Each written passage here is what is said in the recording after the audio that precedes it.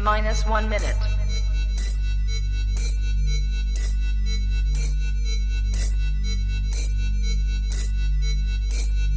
T minus 50 seconds.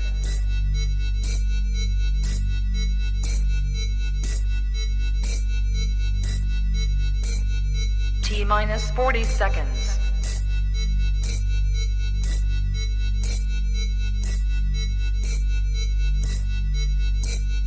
T minus 30 seconds.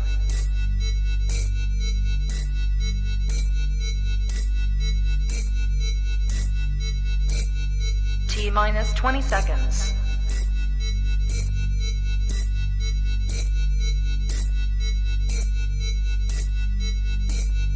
Ten, 9, 8, 7, 6, 5, 4, 3, 2, 1, 0.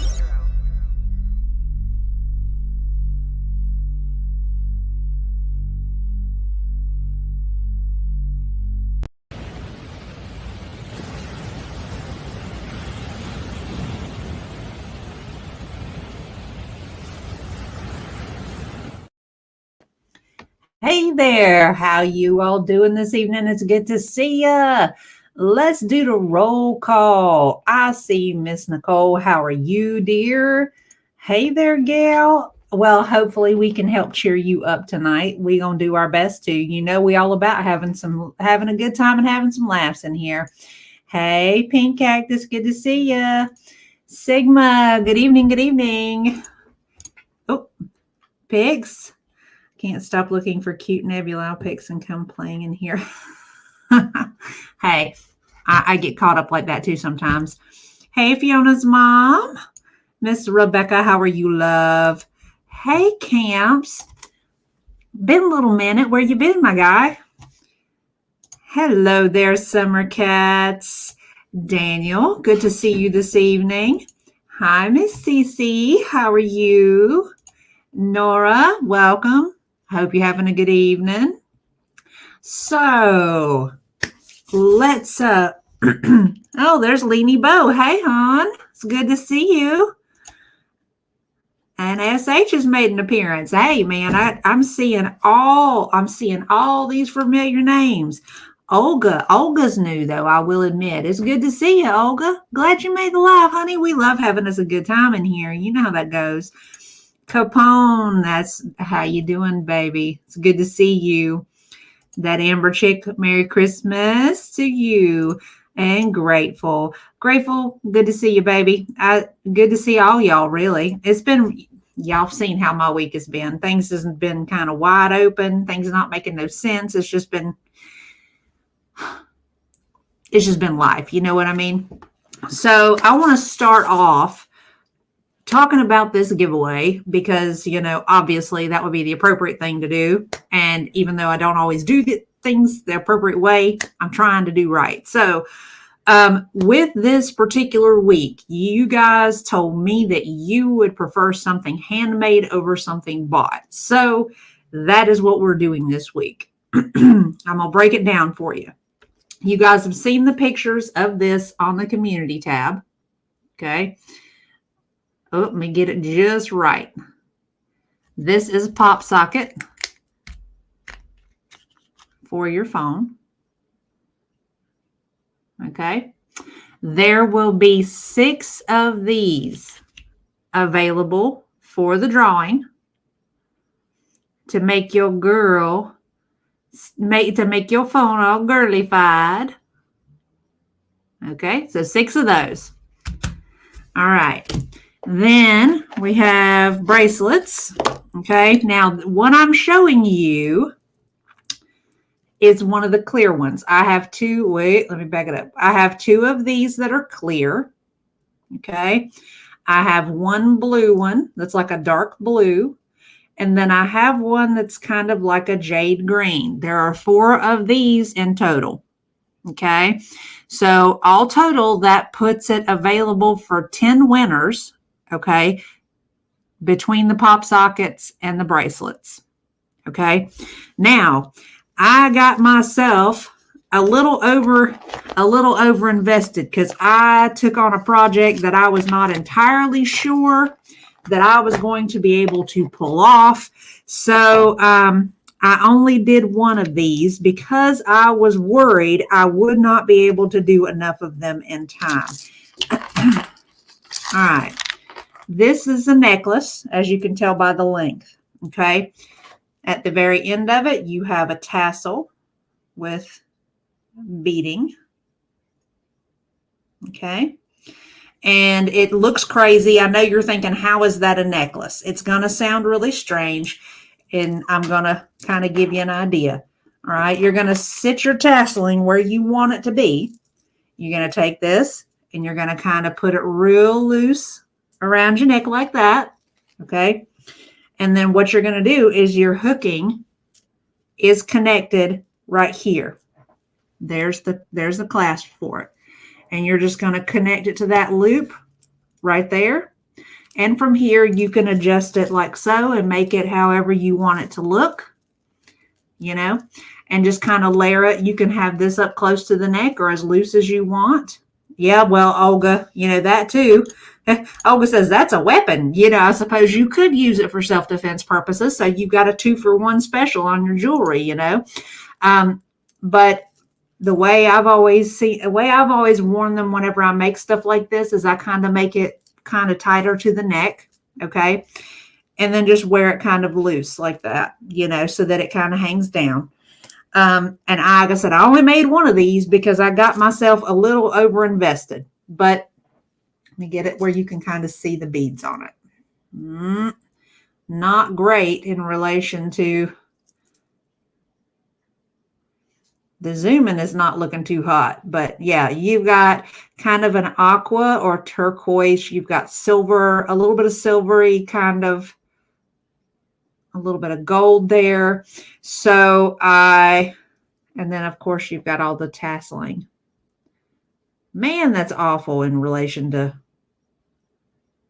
you can tell that's meant for a fixed view, kind of like my mug here.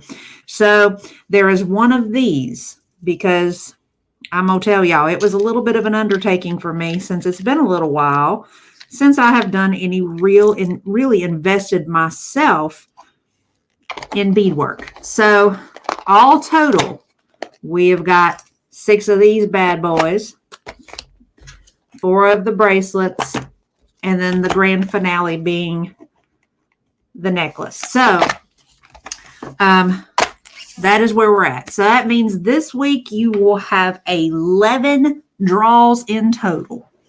So as per usual, end of the stream, after it compiles, throw your name in the comment section if you want a shot at any one of these.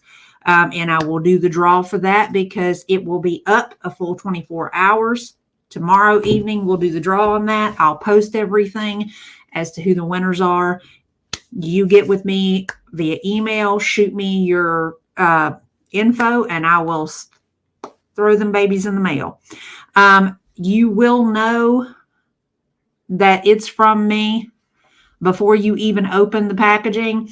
I have teal mailer envelopes with flamingos all over them. So you won't even have to open the package. And as soon as you open the mailbox, you're going to know that that's what's there. So that's what we're doing. That's what we're doing this week, you know. While I was in my hometown, I took by the cat food and the dog food and the kitty litter like I always do. And I donated $100 to the facility in the name of the Salty Gang. So we have done some good this year, and it's nice to know that we were able to do that. So, man, as bad as it sounds, and even though I kind of enjoy like parts of Christmas, I'm ready for this Christmas to be done, y'all. I'm not going to tell a lie. I'm just ready for it to be done. You know what I mean? So, yeah. Hey, Hannah boy, I didn't see you. You snuck in here. Ha, ha, ha, ha, ha. Okay, so let's see here. I need to take a pic of the one I made with a fun concept like that as well. Well, then I'm not going to tell you no lie. There's actually nothing wrong with that because um, if you see something that you like and you want something similar but not exact, it's kind of like blueprints, but then you're adding and removing. It does make it a little bit easier to have like a starting point because that's where most of my issue has been is like seeing something in my head versus mapping it out in hand. It makes it really difficult to know that the end result is actually going to be me getting to that end result. You know what I mean? I guess I just don't have that capability of really planning multiple steps ahead in my mind while I'm doing it. So I don't know. Let's see. Look at that. Thank you, Pigs. That's very sweet of you. You are always so good to me. I love that. Aren't you? That's just amazing. Same here. I'm poor. Next week I'll do some shopping. Girl, hey, truth be told, Nora, if you win, and I've told all y'all this with other stuff, if y'all win something and you're just kind of like, that's really pretty, but it's not my speed, you can always regift any one of these things to somebody. And you can tell them, say it's handmade. There isn't that, especially with the necklace, you can say there isn't another one like it. People will love that sort of thing. So you got that as an option, you know. Can't make myself, girl. Whoever came up with gift bags, they are one of the best humans in history to me because I only wrapped like two things, like actually hand wrapped two things. Everything went into like a t-shirt, like a shirt box or a bag because I just, I'm not going to if I don't have to, you know. Girl, I know everybody goes through it this time of year, and I know I'm not by myself. But whoo-wee. Hey, Abby, where you been, girl? Been a little minute. I know you probably been running wide open with work and everything. Well, you got a shot at 6 of them, Miss Nora. So be sure to get in. Be sure to get in where you fit in, girl. Yeah, I'm big on. I am big on gift bags. Love them. Hey, Rose Thorns. Good to see you, hon. Oh, you gon' get it. You're gonna get it. Girl, see, hey, and you can do them up. You can make them pretty with all your little tissue paper and all that other stuff. You know what I mean? So you don't know me. Appreciate your art. Was that supposed to be career? Thank you, Julia. Autocorrect makes things wild these days. Cowboy dog. Girl, I've been waiting on you. You were supposed to be sending me a P.O. box address for you. I still got your stuff sitting on my table waiting for an address. Don't forget to do that. Girl, I've been there. I've done that 7-on 7-off thing. It's brutal. It's brutal. But only tip I can give you that may help you so that you're not reliant on caffeine. Make sure you get you some B vitamin complex, and that'll give you that extra boost of energy to kind of help keep you going without having that crash from like sugar and caffeine, you know. And they're good, and B vitamins is good for you. So, you know, yeah, that would be what I would do, I think. It's okay. It's okay. I know you said, oh, let me get my P.O. box for you. And I didn't hear nothing back from you. And I'm like, she's got to be busy with something. But yeah. I just didn't want you to go without, you know what I mean? Her and Boo Man both just walked out of here. So they'll be back in a little bit. You know, they can't go without making their little pop-in debut sort of deal. Sorry, I keep saying your names out loud.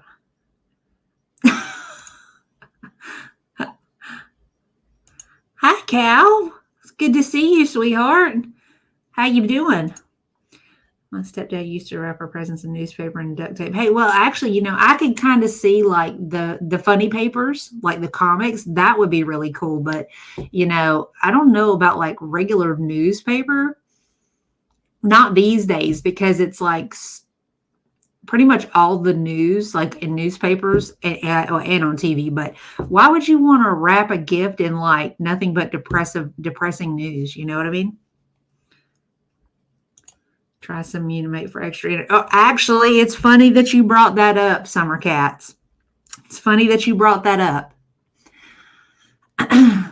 I found out that a girl from my hometown sells Unimate. Okay. And I have purchased like I think it's like six packets that are all mixed flavored to try. So I'm waiting on those to get here, and then I'll be doing a video on that for y'all, because foodies taste buds are fried, and she loves to say it tastes so amazing and how it makes her feel so good and all this other stuff, when realistically we know all it is flavored Metamucil, just fiber. So I thought it would be fun to do that just to see what happens.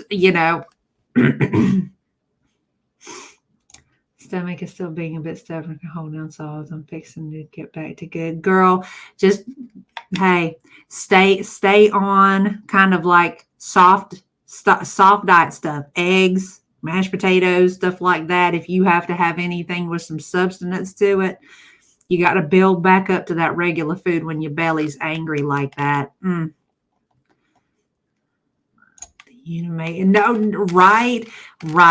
So I can't wait to see exactly what happens here. Girl, hey, I'm going to tell y'all, I have said this to people before.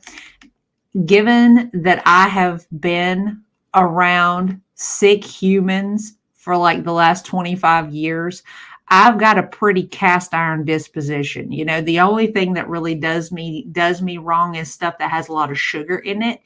So everything else I can pretty much get away with. So the fact is I don't really see this doing anything really to me, other than, the fiber obviously doing what it's supposed to do and making you use the bathroom, so, and it'll be just this one-time thing. I ain't going to be going on this, twice a day for, however long regimen thing that old girl's trying to sell.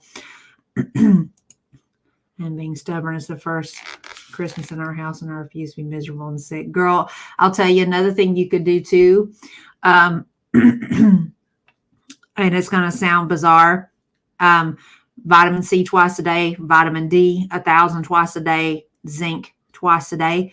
And that'll help boost up your immune system to give your body something to fight with. So hopefully that'll help it pass a little quicker, Girl, I'm so glad you like that, because when I found out about that, I was just like, oh, I got to try it, because I honestly don't think it's nearly as good as she's painting it to be. No, I think she's given. Well, I paid her $20, and she's giving me six packets of a mixed sample of flavors. So I guess technically that would make it expensive. Yeah. But there was no way in the ever-loving world that I was going to pay $160 for a month worth of that stuff. You know what I'm saying? Yeah, Pix, you didn't know Sansa comes through. She dips in and out and has a good time with us, Yeah.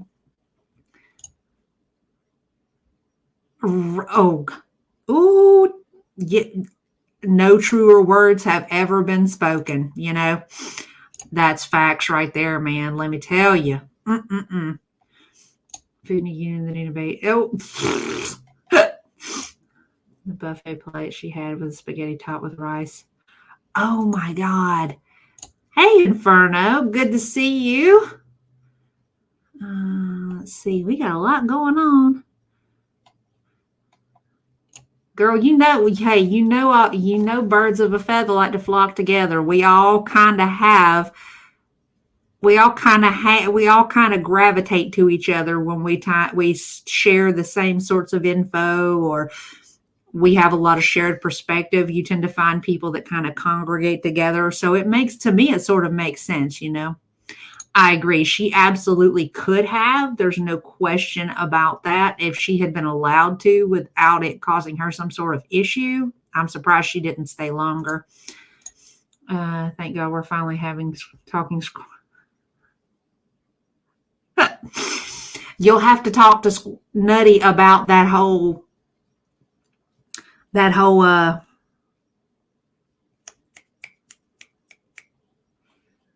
no, that was raccoons. That was raccoons you was asking me about. Never mind, don't pay me no attention. I honestly think that she's really putting some colored juice in her bottle and saying it's the Unimate. No way she's drinking that stuff. Well, I'll be honest with you. Have you noticed that she's not pushing it nearly as hard lately now that she's back home? She was all about it. It was in every video. She was purposely trying to show her drinking it during these videos and all that stuff, and perpetually talking about how great it's been to her, you know. But now that we're back home, now it's just slides. It's not her actually drinking it. I think it's gone the way of the dodo bird, just like everything else. She's just trying to hawk it, you know. That's very sweet, Sansa. I'm a fan of you, actually. The buffet plate makes me sad. Yeah, I mean, I'm sorry, but that food just did not look good at all. Bless his heart. Did he eat too fast?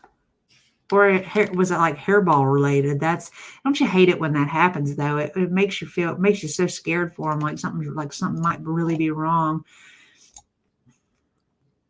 Yeah. Oh, it was bad. It was bad. Kind of. You could say that, Granny Noodles. Absolutely. Right. Exactly. She's just being so extra. Right. Facts. All of it. It's like 3/4 of the way full. But I will tell you what I did find out. Like, the instructions say to mix one of those packets with 500 mils, excuse me, to 750 mils of water. So I think what she's doing is she's putting that packet in to a 500 mil and 500 mil total. She's shaking it up, and then she's just kind of she's doing like an Amber Lynn with the whiskey bottle thing. She's putting just enough of it to wet her mouth with it, and that's sort of it, you know. But yeah, I think this is going to be interesting, and I'm going to try all the flavors that I'm sent, and I will be trying I will actually do the regimen, because I think you get 2 of the balance, and then you get like the ones that she says that she loves so much that's supposed to taste like an orange creamsicle. I'm supposed to get 2 of those. I'm supposed to get 2, I think I get a lemon ginger, and then something else. But so what I'm going to do is I'm going to do this little regimen deal for at least 2 days, because that's really about all I got enough to do, because you're supposed to do both. You're supposed to do the Unimate one and the balance one in the same day, if that makes sense. So I'm going to try both, and I'm going to tell y'all my God's honest opinion on it, and whether or not it tastes bad, because again, her swearing up and down at how good it tastes, it's sus. It's very suspect, because she thinks Chef Boyardee ravioli is good, and she thinks alphagetti is good. It's like, come on, you know? Come on.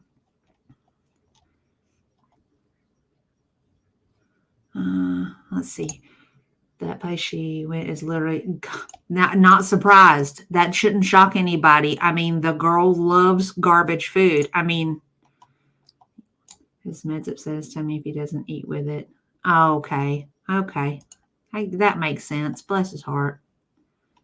Let's see. She hasn't had her wedding ring on. Huh. Well, I know in the video the first video she did where she was talking about weight loss surgery, where she was wearing that god-awful leopard hood thing.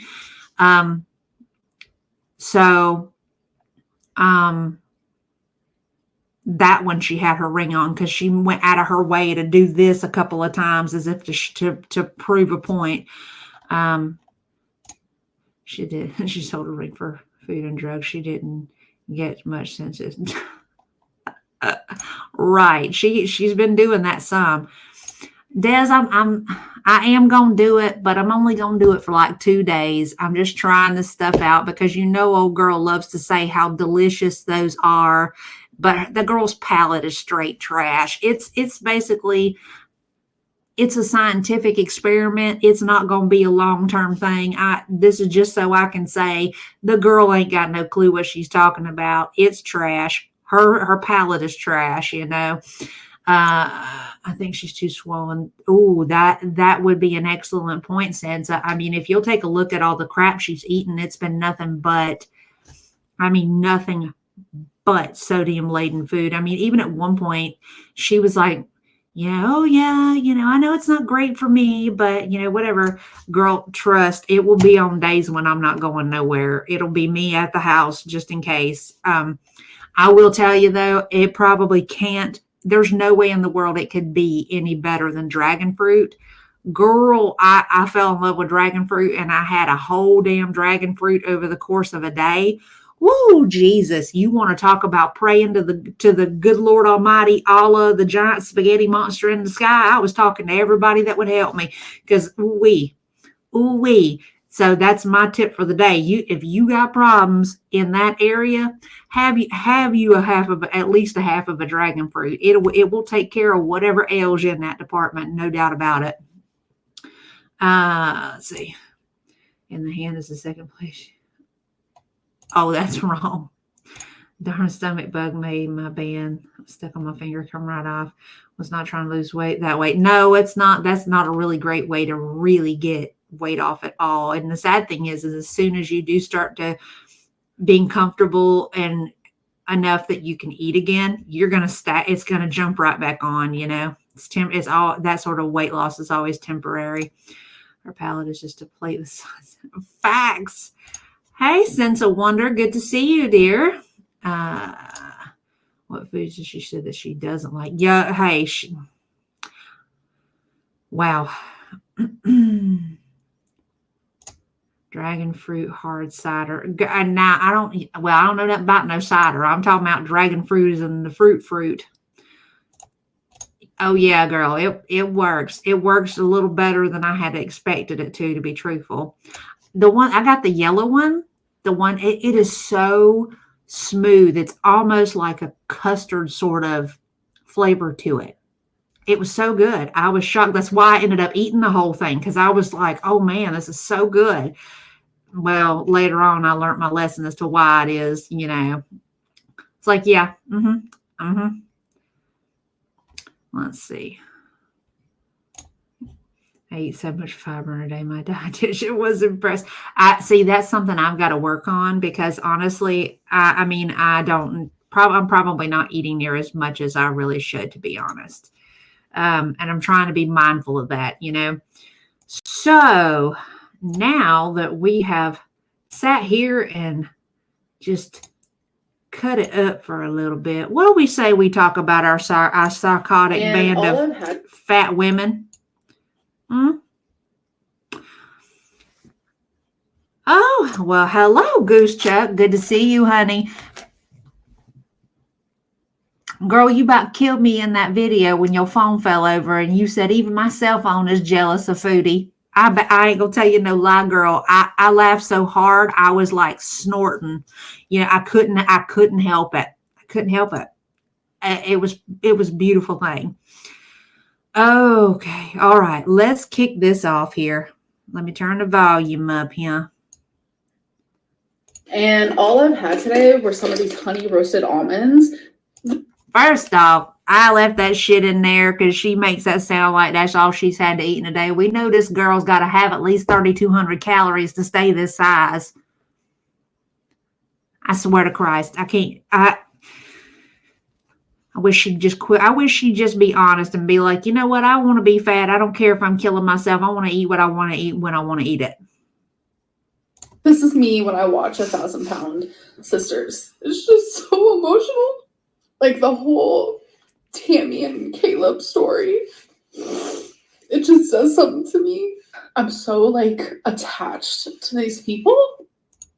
First off, she a whole ass lie. She has done thrown shade at Amy and Tammy for years.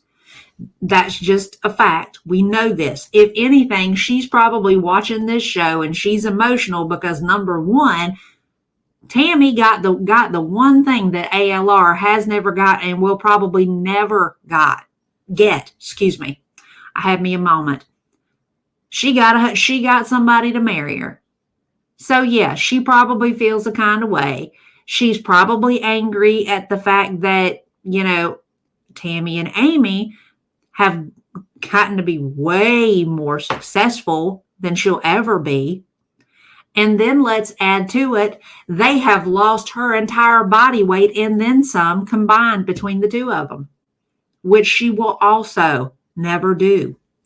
There's a lot of emotions, and I have a feeling that some of it too is probably the fact that realistically, she looks at Tammy's husband, and she probably sees herself because she knows that the rate that she's on, she has got her foot on a banana peel with the open grave dug nearby. I mean, let's just be honest about it. I mean, I put this right here in here. I mean, look at her face, y'all. She said not long ago, my moon face is gone. Bitch, where? Where? Girl, you've been at full moon for years. Want to talk about your face is gone. You are on crack, woman. Oh, rephrase, because we know she ain't actually. If so, yeah, well, I figured it up at one point. It's at least 3,200, which is hella more than, you would really expect. But they absolutely are. I agree with you, Grateful. The world doesn't care about your problems. You have to take care of yourself. That is fact, Olga, all day long. She faked the Kuwait doctor trip and was uncaring diabetic the whole time. You just pulled a scene change to get everyone from paying attention to it. She pulled a mom escape run. That's true. I mean, we know that she loves to do stuff like that, Hi, Yazzie. Good to see you, darling. Oop, there you go. That's another way of putting it. Yep. And see, that's the thing. How delusional can you be that you're saying, oh, my moon face is gone? It's like, do you look at yourself in the mirror, ma'am? I mean, come on now. It's like that whole quote unquote revelation about her legs. Not trying to be ugly, but ma'am, them legs has looked like that for a good couple years now. Why are you acting surprised?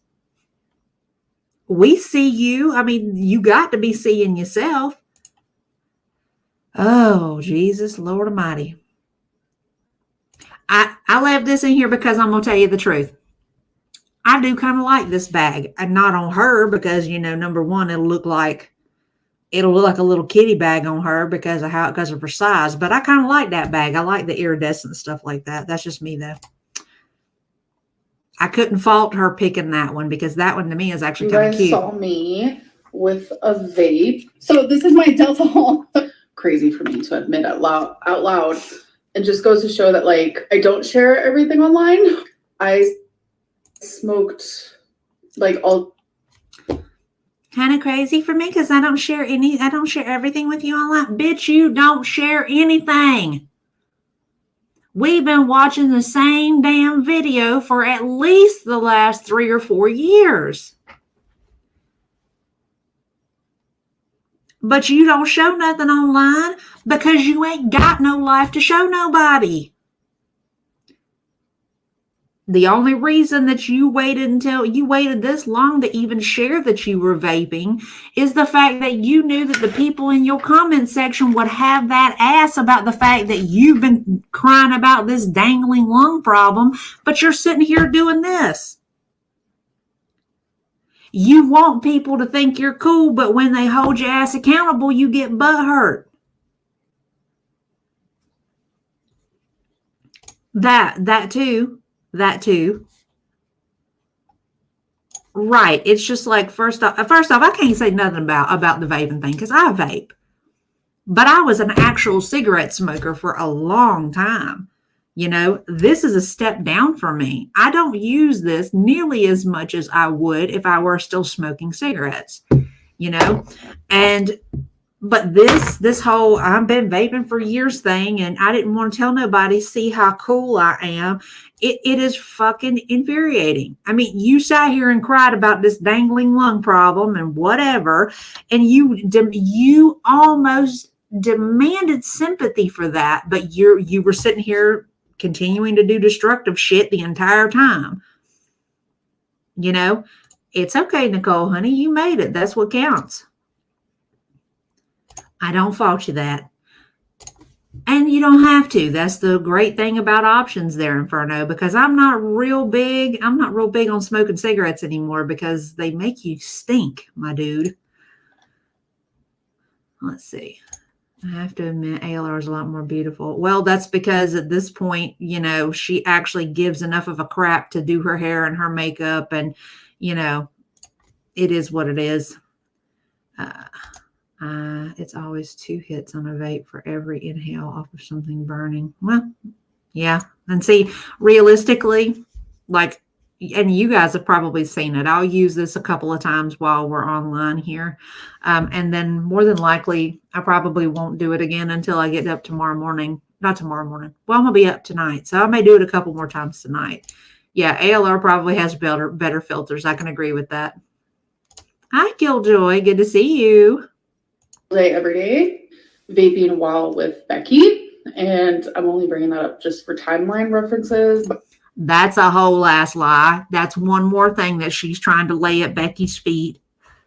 Kind of like her trying to blame her for the cancer. Now she's trying to say that Becky was a bad influence on her that led her to vaping and doing Delta 8 and all that stuff. I'm sorry, but past a certain point, you really can't blame your decision making on somebody else.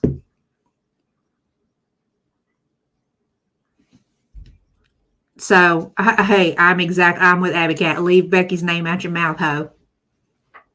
Just saying. My pulmonologist told my friend to switch from cigs to vaping because it's 99% safer. They're actually, if you look at the process of how that stuff is made, there is actually less chemicals involved in it all, believe it or not. I mean, each one has their own problems that you can develop from them, but, you know, it's kind of like, pick your poison, you know what I mean? Yeah. And personally, I am ready for Becky to say, fuck this bitch and just come all the way out with it. You know, I want Becky to blow the lid off of her shit. You know what I'm saying? Cece, she tried that somebody had asked her apparently on Instagram, I guess, in an Instagram Q&A thing, that if she had been with Feline during the time frame, would she have gotten treatment sooner or something like along those lines?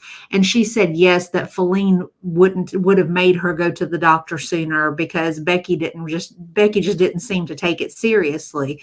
But Becky has since responded to that and said that they had been telling her to go, and she refused to go until that night where the bleeding was so heavy that she could not get it under control, and that's what led them to go into the ER. I mean, so Becky goes back to that whole conversation about Amber being a whole grown-ass adult. Can't nobody make an adult do anything. She needs to quit pawning her fuck shit off on other people. That is one of my biggest pet peeves with this girl. It's everything and everybody else's fault but hers, you know?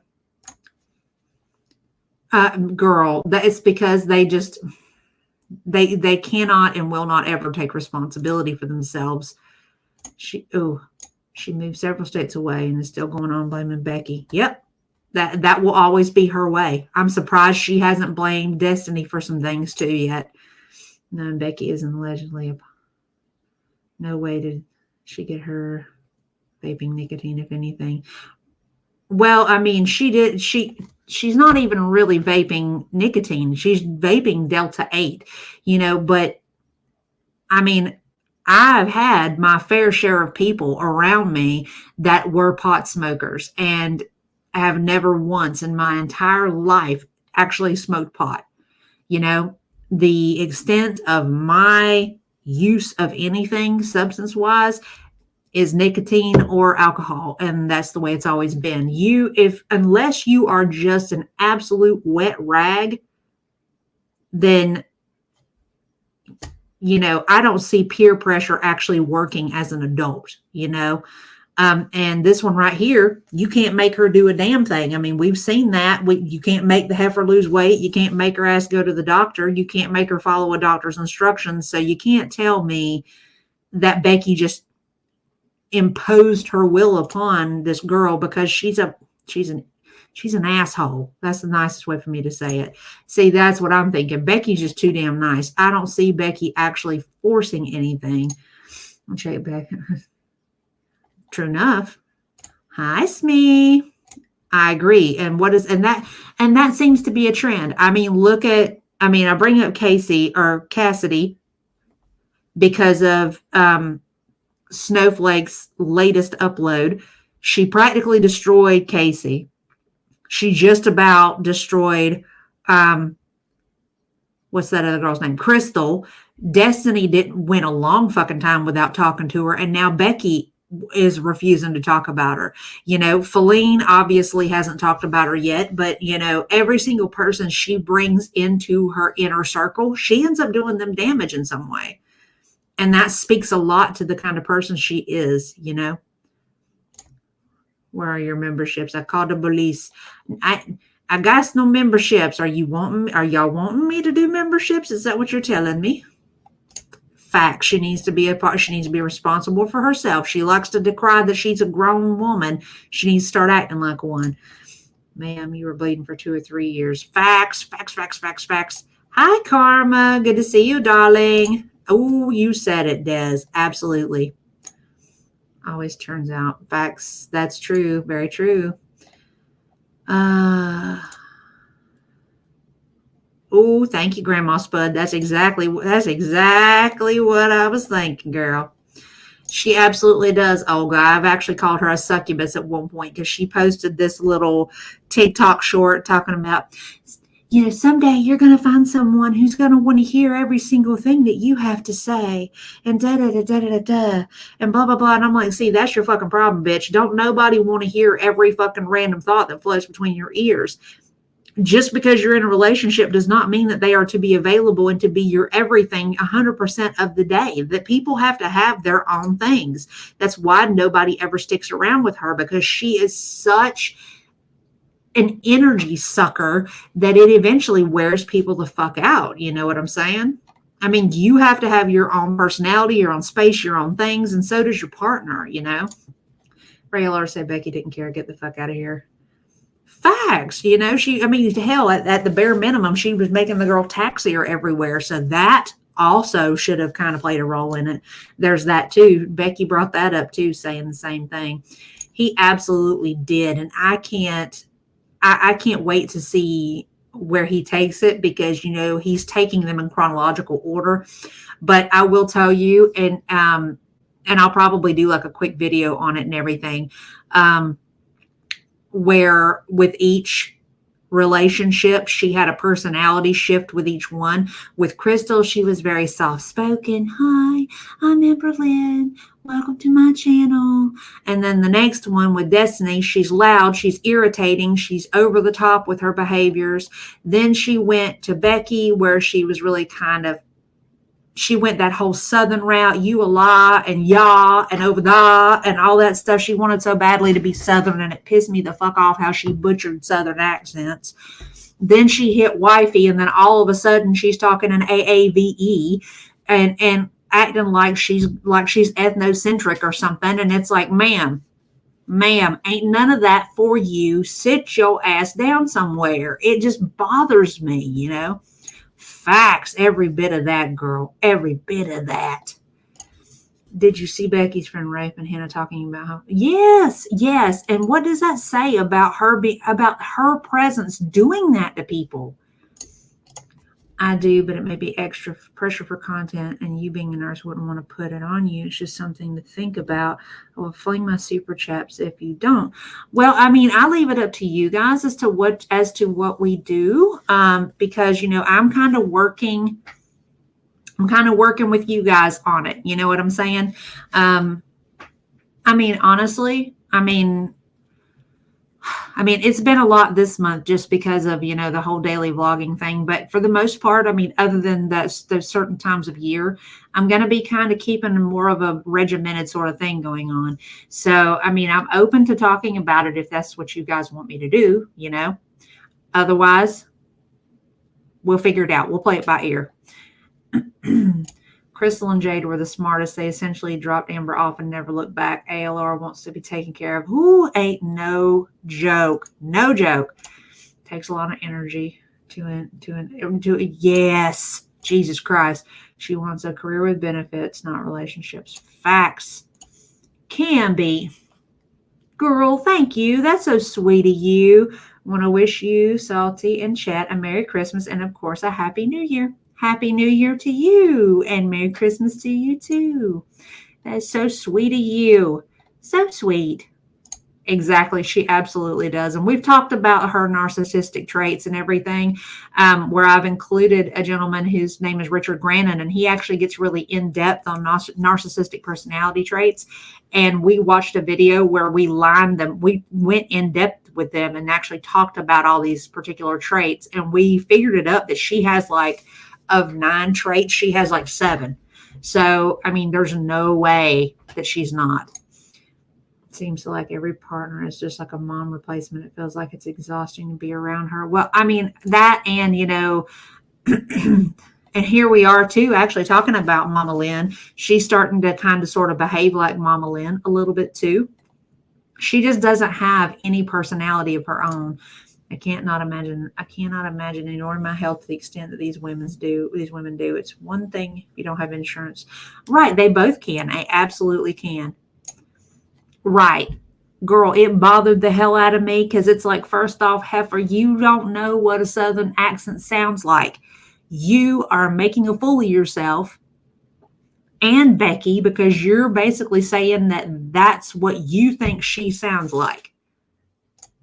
It's just like, stop it. Yeah, absolutely does. The difference is, though, I think Foodie is a little less obvious about it. She takes their perspectives, not so much their personalities, whereas ALR does personalities, but not perspectives, Right. Prime example.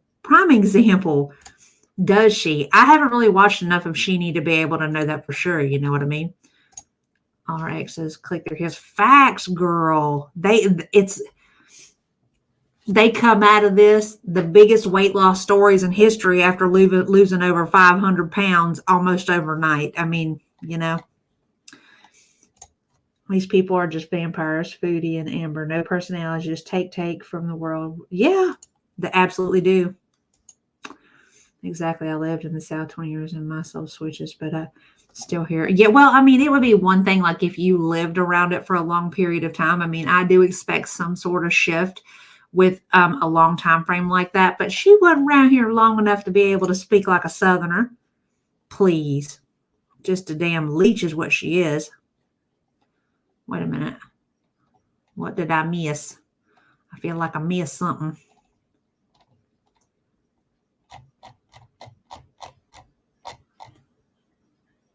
Nora Amber did that. ALR wouldn't have a clue what I was saying. I was born and raised in Southern Texas. My accent is thicker than gravy. Oh, yes. Yes, honey. That's what I'm talking about. She would be like, what? Right. Okay, let's go. But a lot of people were shocked. She probably had one person in her comment section saying they were shocked. We know this girl ain't got fuck all for impulse control. Ain't nothing surprising. But I only ever do it outside. And I think I deserve an award for the worst vlogger on YouTube. Haven't been in it. Haven't been filming. That ain't nothing new. We've been doing this shit for 10 years. I recently have ran out of I would say about 5 or 6 perfumes. Y'all see how many times she did that? 1, 2, 3, 4. And I can guarantee you she's doing that multiple times a day because the heifer don't bathe. How are you going to go through 5 bottles of cologne in a month unless you are practically bathing in it?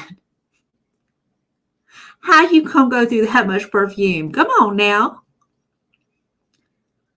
I mean, I'm gonna be real with you. I got a perfume collection too. I ain't gonna lie. I like what I like, and when I find something that I like and it agrees with me, because I'm very, very sensitive to scents. I get really nasty headaches from perfumes and stuff. So when I find something that smells good and that it agrees with me, then I make sure to get some.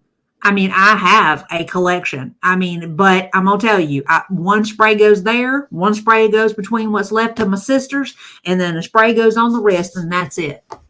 That's it. I'm not fixing to shower in it. That's why old girl is going through so much. She seriously needs to start taking a damn bath. Girl, see, I love that you picked, you knew what I was talking about when I said the redneck Riviera. Cats be my girl there. For those of y'all that don't know, I have said that I live on the Gulf Coast. And it's called the redneck. It's got a nickname, the Redneck Riviera. You will see boats, like boat parades and all that stuff. I mean, just country folk coming out to woodwork, having a good time. Right. No, hey, I'm not perfume shaming. I'm not washing the ass shaming. There's a difference. I love perfume as much as the next girl, but not as a replacement for a shower, you know? I can't imagine not washing my behind. Yikes. I like smelling clean. Right. See, there's a difference between wearing perfume and bathing in it. And that's what we're looking at here, you know? Oh, girl. Southern Maryland, not the South, but maybe Southern Light. But when I went to the Midwest, I was told by somebody how Southern I sounded. We say y'all and stuff, but I'm not Southern. Well, I mean, obviously there are some overlapping correlations in language and everything, but you know, when we say y'all, it's going to sound different than if me and you were in the same room and talking to the same person and we both said y'all, it would obviously sound a little different from you saying it to me saying it. It has more to do with the draw of the sound, you know. And actually there was actually a video that explained that people from the South are really more closely, that we're just kind of like British light, because I mean, if we were to speed up the way that we talked, even with that draw, we would probably sound closer to British than you know, most people who live up north would. So just a fun little educational moment there. Girl, you so silly. Every 100 pounds is another. Well, that's true. I didn't take that into consideration, but we already know a little bit of perfume goes a long mofo way. I got Gucci Guilty Intense from Sephora. Really? Well, the last one I bought was that one from Michael Kors called Gorgeous. It smelled so good, and I was able to, you know, deal with the scent of it all. It didn't give me headaches. So I was like, oh yeah, some of that's going to have to go with me. Right. You know, it is not Febreze. It ain't going to erase that butt funk that's up underneath that spray, y'all. So come on. If you can smell it 6 feet away, it's too strong. I think it's rude to do that. Yes. I mean, I don't fault nobody who uses perfume, but you know, there is a fine line of how much of it you should wear, to me. I really thought everyone did the use, guys, though. It was a cultural shock to find out. It was oh yeah, honey. Everything is, everywhere has their own individual dialect. British, hey, yeah, we British light. I live around where SH lives, and I feel the same way. I don't feel like I'm Southern, but other people talk to me when they say I have a diet Southern accent. There you go. See, there's like gradual levels, I guess, to the sound, you know, where accents and stuff come from. I knew your accent sounded familiar. I lived on Okaloosa Island. I don't miss the crazy people, but I miss Crab Island, Fuddruckers, and the beach. Well, actually, for what I just moved here in March, I actually grew up an hour east or so of Tallahassee, and like way out in the country, real small agricultural community sort of thing. But I've even had people now that I've moved here, they're like, oh my goodness, where are you from? Because apparently, just from the 3 hour difference from where I moved from to here, there's enough of a dialect shift that it's obvious to them too. So, I mean, it's good to know. I guess my sound is sort of starting to meld with theirs and kind of integrate. I guess that's a good thing. I'm not mad about that. Now I'm kin to Josh being 0.1. Right. That works. That works for me. Yep, that's for sure. I've heard about the Southern British speech connection. Yep, and actually Inferno just got into it. Southerners sound closer to Midland UK. Had phonetics altered by German vowel pronunciation. Boston area has the London accent, kind of. Huh, there you go. Josh is 99% lizard. How do her and Chantel not have infection and constant sores on their folds? I have loose skin from WLS, and I'm so much more attentive to my hygiene. Well, I mean, if you'll think on it, Candida or a yeast infection of the skin is entirely possible. And realistically, I know that they probably both have it at some point somewhere on their body. But we know too that Foodie has a history of boils, and that's pretty par for the course. I would almost imagine that ALR has probably had them too, but just not quite to the extent, because she probably bathes more frequently than ALR does, I don't like it. I don't like things that I can smell when I'm gone or approaching. True enough. But, one lady at church was 200 feet away and I was forced to deal with it. Oh, my God.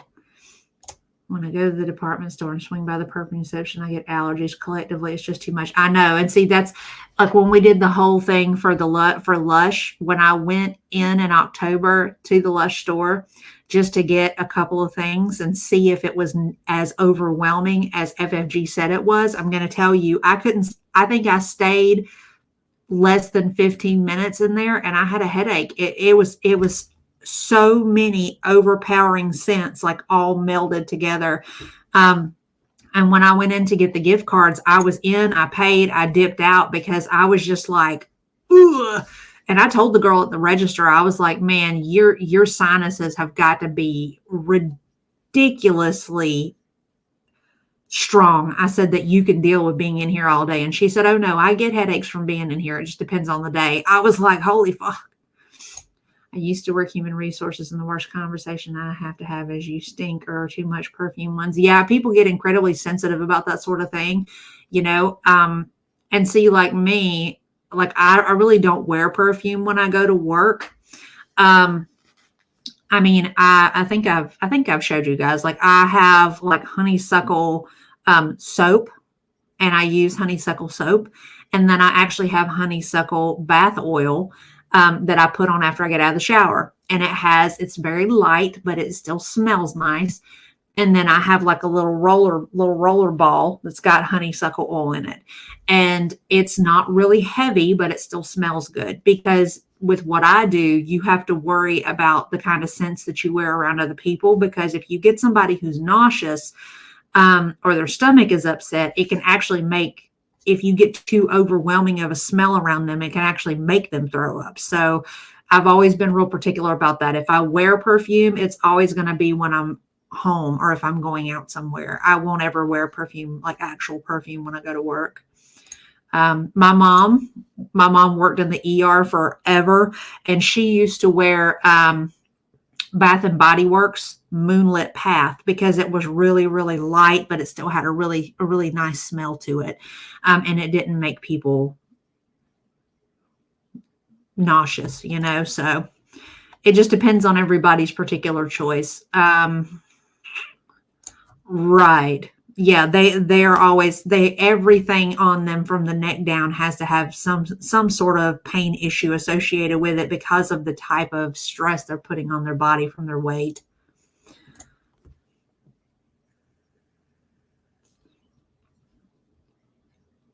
Oh, that's awful. Don't you hate it when that happens?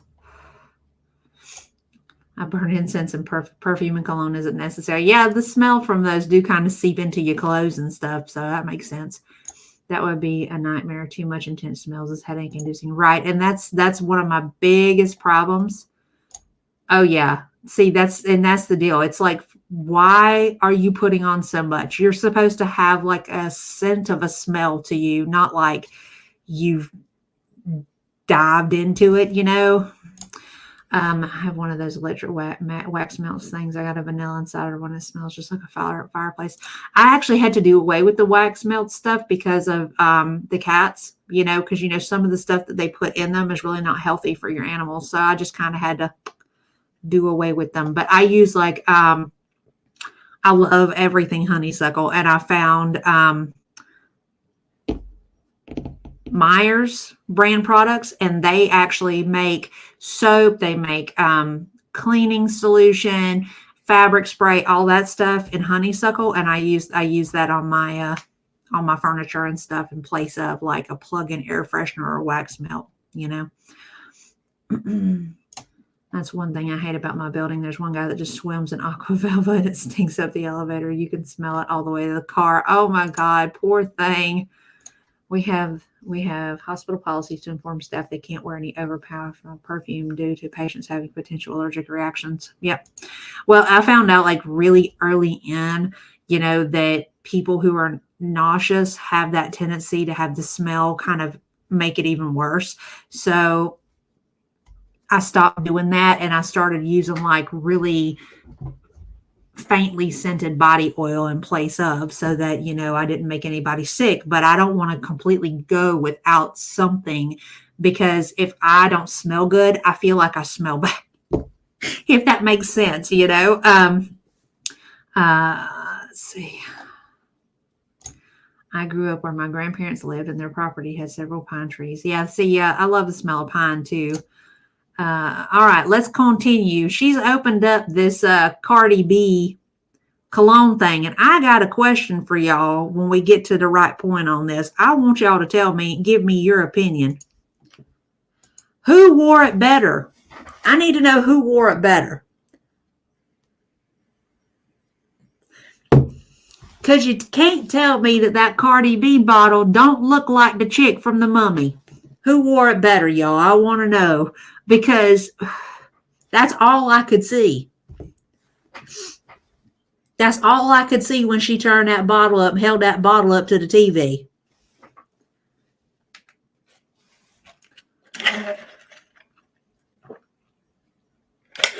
Oh, man, is that good.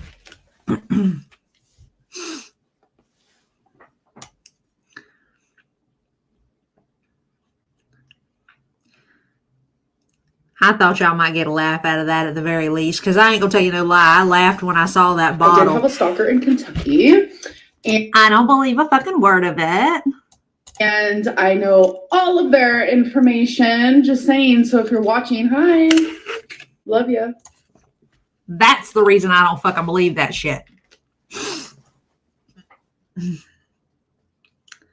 Her claiming that she's got a stalker based off of one person, probably that one or two pictures that got taken when her ass climbed out of the car.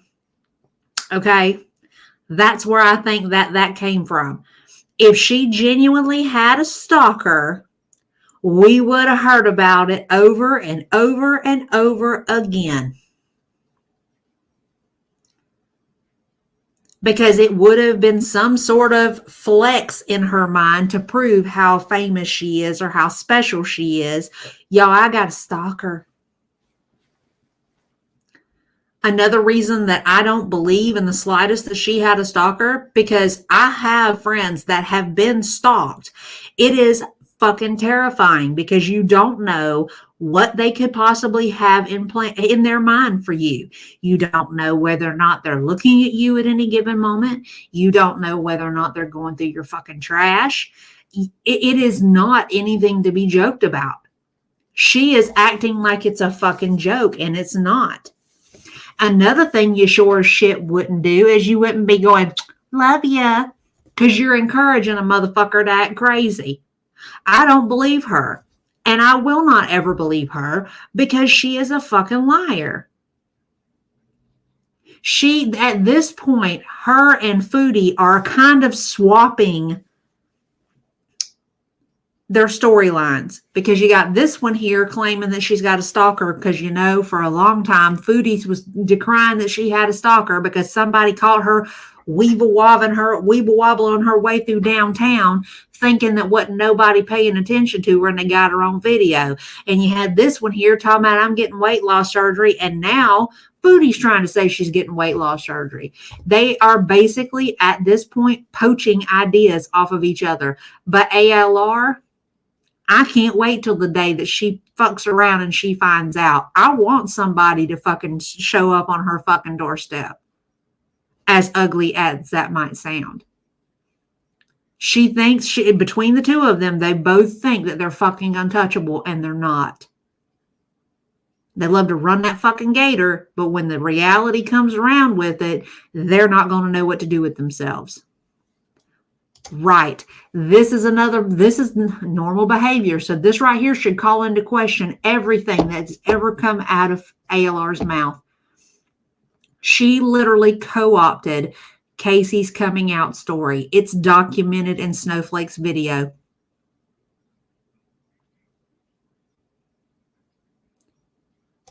And I'm looking forward to it. I hope they get that shit on camera.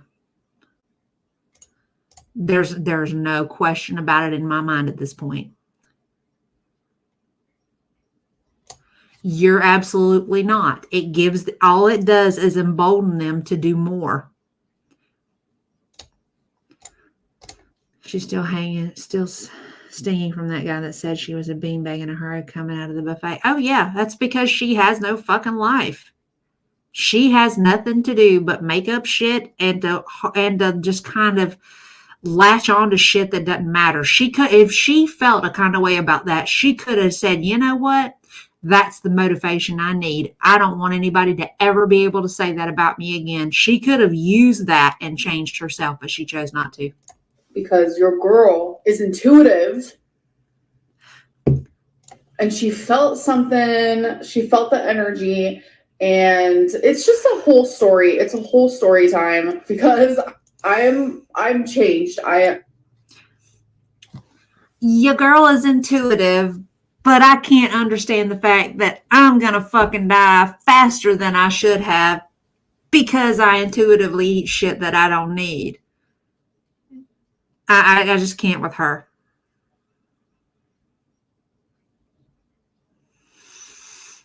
All right. And then I very much like compared to the person like 4 years ago. Yeah, I want to film up. I'm very much changed in comparison to the person that I was years ago. No, you're just bigger, honey. You literally swallowed the person that you were years ago. You are literally twice the size that you were years ago. Facts. There it is, right there. Can't read motherfucking room. There you go. That's more like it. See, this is why we have these get-togethers, because we all getting it. We all on the same wavelength here, and we can just sit here and pass it all back and forth. We playing hot potato with the thoughts, you know. So Foodie's an empath and ALR's intuitive. If today is opposite day. Facts. No, Amber, your personality is the same crap as it's always been since you first started. Yep. Can we get a fund to send ALR to Amazon and see if she's able to be eaten by an anaconda? I'm sure we could work that out. It's the smug tall on her face and looks when she lies. Yep, that's how. Well, realistically, I mean, that's the giveaway.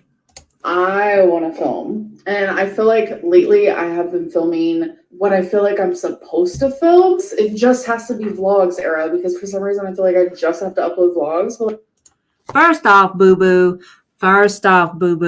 ain't nobody told you have to film fucking vlogs. You film 10-minute vlogs every day because you ain't got a motherfucking life and you don't leave the fucking house. The only time when we see anything interesting is when your mom's around because you ain't got fuck all to present to nobody. Nobody. Talking about you want to film what you want to film. What you gonna film, girl? You ain't got no life. I mean, come on. All right. I told y'all I was gonna cue up old Solid Boy on this because we got a couple little high points to make on old boy. He shows up. Whatever. So I put this in here because I love this. Hypocrisy is the practice in claiming to possess certain beliefs, values, or feelings, but behaving in a way that contradicts those feelings.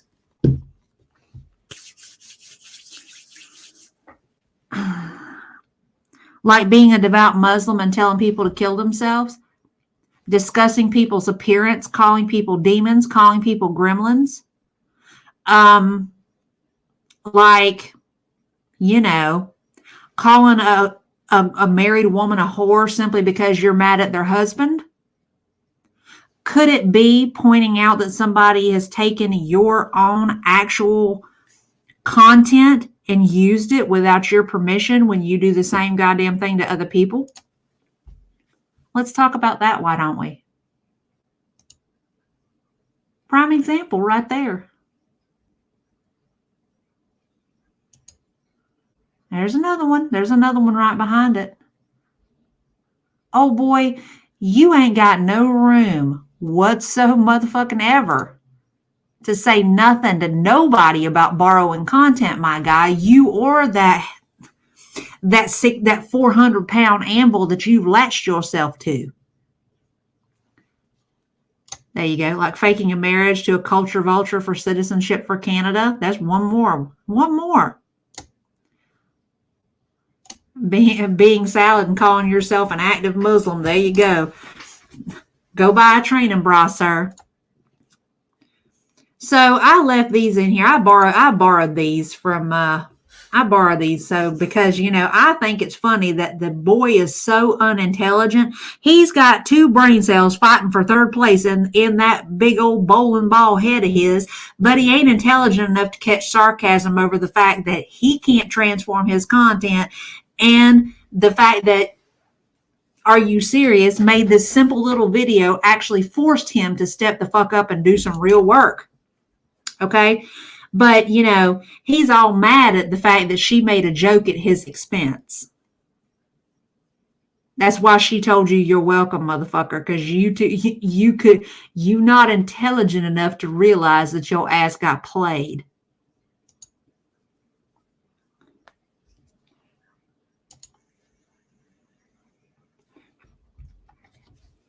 And of course, I had to put this in here. Him talking about, he came back at her with this, you're a poor excuse of a Westerner. First of all, you don't know fuck all about the West other than that 400-pound anvil that you have tied your ass to for the last year. That one right there, if she's supposed to be representative of what a Westerner is, I'm sorry, but you have been fucking snowed, my guy.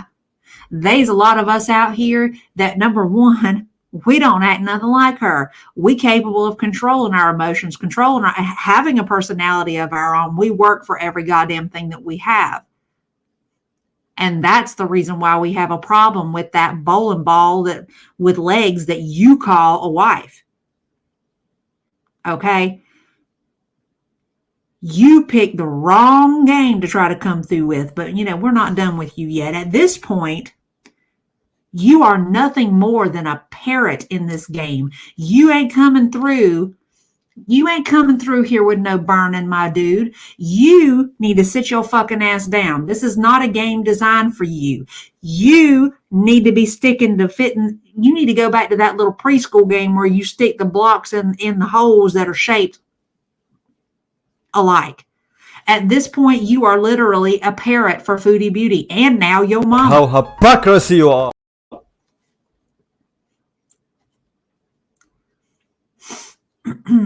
One of the ugliest goddamn parrots I've ever seen.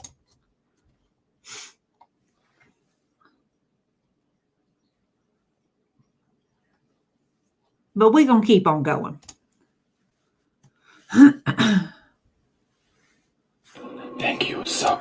Okay, I kept this in here. This whole fucking section is fucking cringe for me, but there's rhyme or reason, I promise you.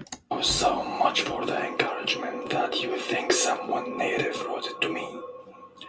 So this gives me the confidence about my second language, which is English, is getting better and better. First of all, nobody thinks that your English is good, especially after spending a year in a household with an English-speaking person. You're a fucking moron, and you are the least impressive individual I've ever seen in my life. You need to really consider who it is you're fucking with out here in girl world, my guy, because we'll come through with the matches and the gasoline and burn your fucking ass up. That's how you do ASMR, motherfucker, not what you're doing. Second of all, your English fucking sucks. He's a parrot. He's a parrot, baby. That's what he was. He's a parrot. I turned him into a parrot. He's forever going to be a parrot. Okay? That's just the way it is. Right. His language is actually reverted. It's gotten worse. You know, so him coming through talking about y'all giving me all this. Thank you for encouraging me. My English, which is my second language. Motherfucker, we know it's your second language. We know it's your second language. You can barely string a sentence together. How hypocrisy you are! I mean, come on.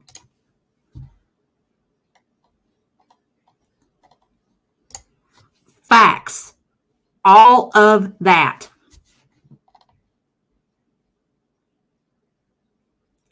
I mean, come on.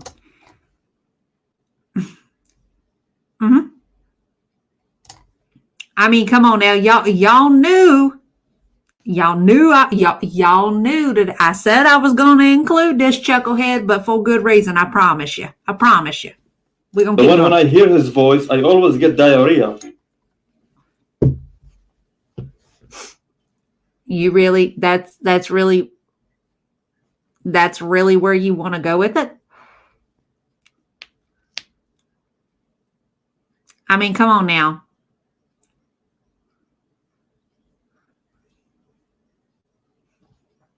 You could have come up with something better. It's like, what? Come on. But we're going to keep going. And she said, yo, mama, I'm coming on your show. This man is outlandish. He's crazy. He's got a lot of things. She's got a secret she wants to bust out on him. This man bullied this girl to death. First off, let me back this up real quick. All due respect to your mama. Number one, I think it's pretty safe to say that we've established that this one is an unreliable narrator in every sense of the word.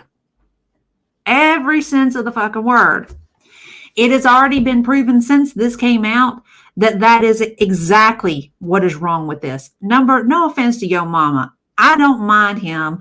I do watch some of his content. This part I can't agree with. Him claiming that he bullied Life by Jen to death, I do not agree with, and nor will I ever.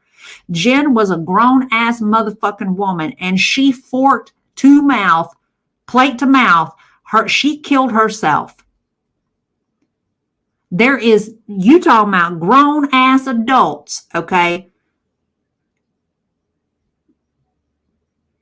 Jen ate herself to death over the course of decades. That is not on garlic bread in the slightest. And if you want to play Foodie's game, you ain't got to watch it. If you don't want to hear it, you ain't got to watch it.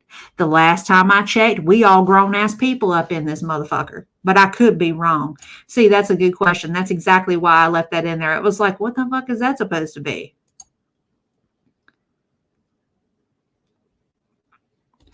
If you want to get...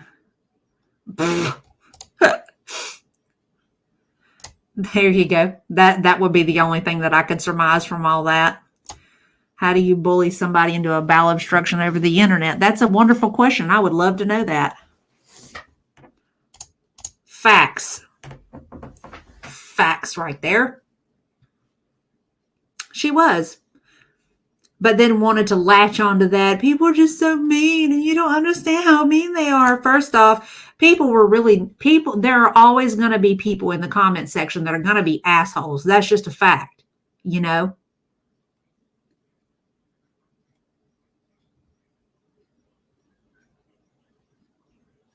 Let's see. I know this is going to sound ugly, but life has been literally killed. Her stuff by gorging continuously until she was unable to gorge. Her house got the best of her and she died because of that. Exactly. So when I heard that, I was just like, no, I've got to say something about this. Okay. And here's why I don't agree with it. Okay. Number one, as somebody who was 350 fucking pounds before I had weight loss surgery, I was capable of acknowledging that I'm the one that got me there. Okay. As a recovering alcoholic, I can acknowledge that I'm the one that got me there. Okay. Nobody sat on my fucking chest and shoved food or alcohol into my head. That is just a fact. I am sick and goddamn tired of all this. Oh, I'm the victim. I'm the victim. I'm the victim. Nah, boo-boo, you're not the victim. You're the fucking problem. You are the common denominator of it all.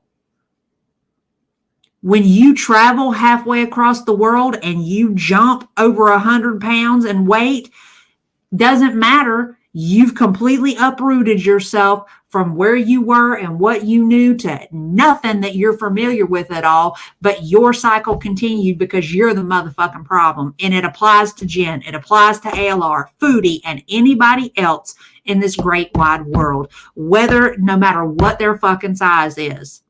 I have said it about a few people. It doesn't matter. We are the arbiters of our own doom. And also of our own salvation. The fact is we can't blame that on anybody else, especially when we get to a point where we are grown fucking adults. We can't change what happened to us, but we can absolutely choose what we do with them when it is within our realm of capability. So I don't want to hear that. That was some fucking dirty, underhanded shit to even say.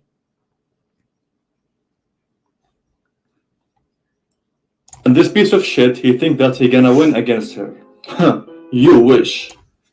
What gets me is how the fuck is he supposed to be competing with Chantal when realistically all of his videos of late have been him telling him, Foodie, this is really what you should do because here's where it will get here's the result that you want. Here's the things that you should be doing to get the result that you actually want. Please actually make some changes. Please do better for yourself. Ryan has actually been really fucking kind to her lately, a hell of a lot kinder than I would be after all the fuck shit that she's done. So, Sala boy there also went so far as to say, you're acting this way because you want our life. You know you do. He said that in the video about, are you serious? My guy, don't nobody want to be you. Don't nobody want to be Foodie. Don't nobody want your life. We've done seen what you're rolling through with, my guy. Don't nobody want no part of ever being stuck with that. Teeny weeny, shriveled little short man. So, keep letting Foodie blow your head up thinking that you're something special when you're not.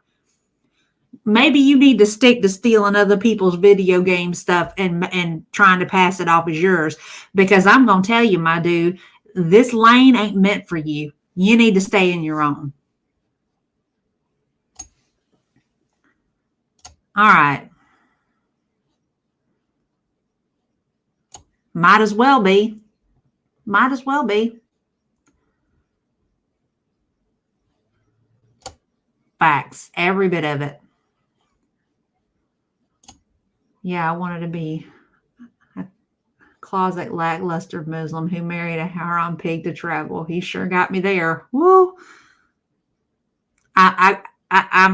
I'm starring that. That's gonna be pinned because that pretty much sums up the old boy's entire life. Eeny weeny, teeny weeny, shriveled little short man.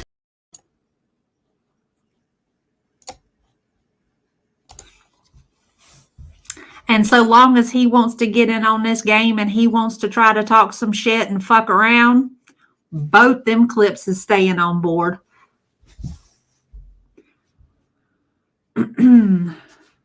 Oh, there it is. I'm sexually satisfied. I didn't know Kuwait was so cold.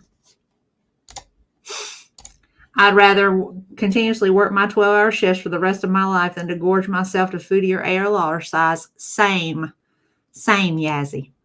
I would rather be fucking broke than be 500 pounds with all the money that they've got. Hard pass. So let's talk about this. Miss Lady talking about, I want to change my life. I want weight loss surgery. But sitting here with a big ass bowl of nothing but basically just sodium. Tell us how serious you want to be, foodie. Another one. Every bit of that process. I'll tell you what got me about this plate, y'all. Her talking about how everything is homemade. It's homemade, y'all. It's homemade. Yeah, it's homemade if homemade means taking it out of a bag, throwing it in the fryer, and then throwing it on a fucking plate, my girl. Okay, let's look at it. Okay, loaded with fat, loaded with salt, loaded with sugar, loaded with sugar. Keep on, bitch. But I'm going to share the process with you from beginning to finish because it's, a lot of people have it. The only thing is that there's a wait time. No shit. First off, we don't. Hi, Oranges. Good to see you, baby. First off, Foodles. Ain't nobody needing you to share nothing about actually how to get weight loss in Canada. You ain't the only fat motherfucker that's lived in Canada that's had weight loss surgery. They is plenty, and I mean plenty of channels of people who've been through the weight loss system in Canada who actually have gone through it, completed it, and been successful.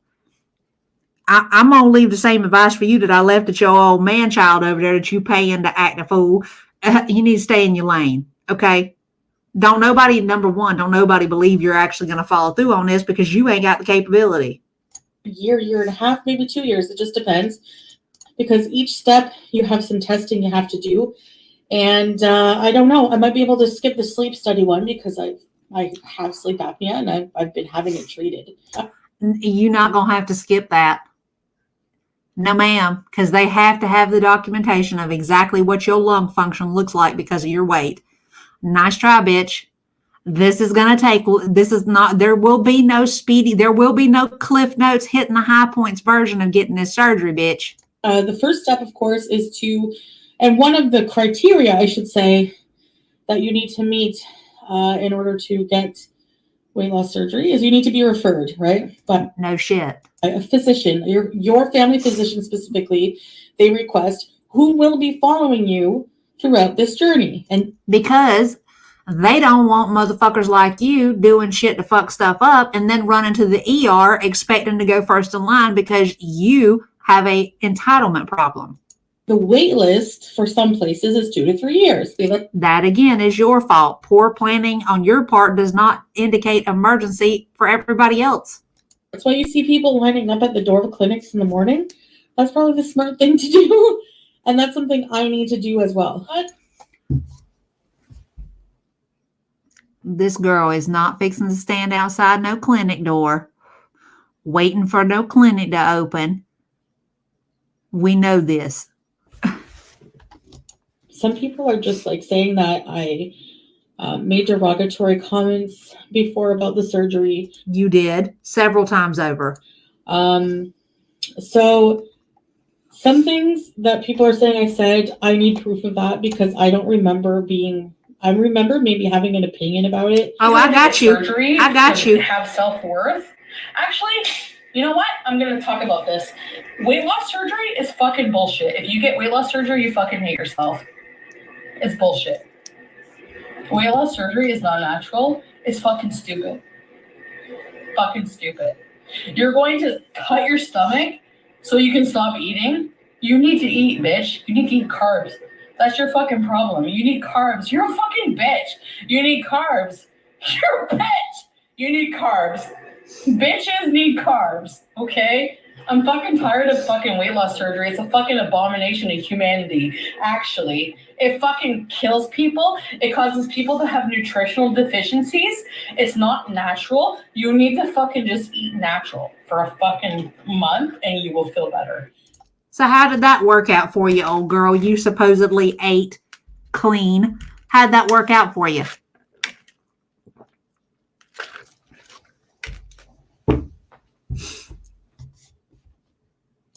Facts. And she knows she's not a candidate. She knows she's not.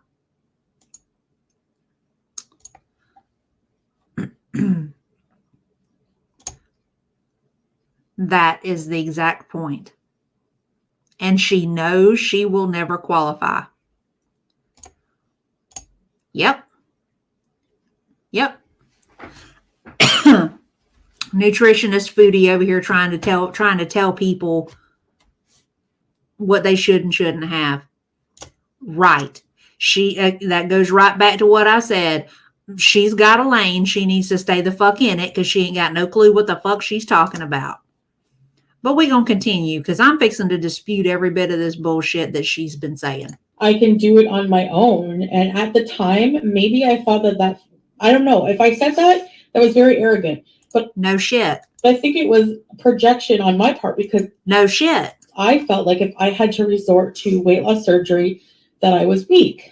You are. There's no question about that. Otherwise, you wouldn't be 400 fucking pounds, ma'am.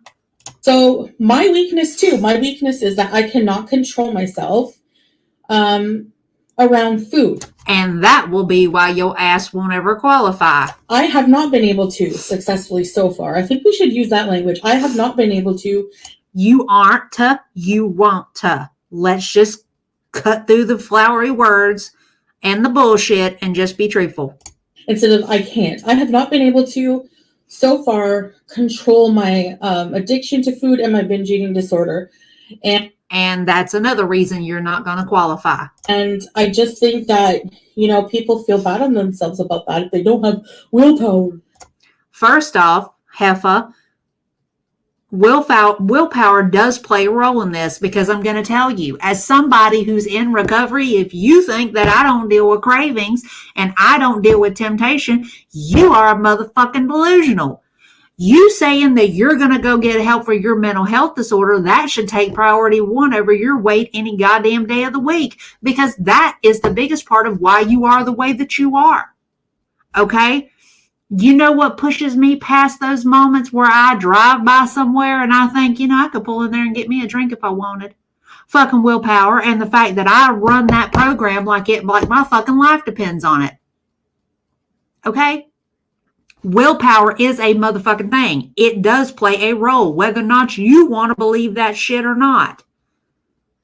I think that it has nothing to do with willpower in a way. You wouldn't know, bitch, because you ain't never had none. I just want to try to use it as a tool. Okay, all right. To help me, and be. Let's talk about this tool thing, because I talked about this for a little bit at one point in one of the sit-down videos when I had my coffee. I am sick and damn tired of these women calling weight loss surgery a tool. It is not a tool. A tool would imply that you could pick it up and use it and then sit it back down, and that it is there at your leisure. It is not a tool. It is permanent. It would be the equivalent of installing a steel beam in your house, once it is there, it is never going away. You can't move it, you can't change it, and you sure as shit can't put it down when you don't feel like using it. This is permanent, thus making it not a tool.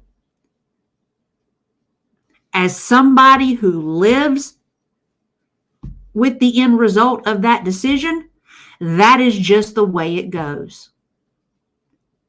I'm sick and goddamn tired of people using that term. Crack a fucking dictionary and learn what a tool is.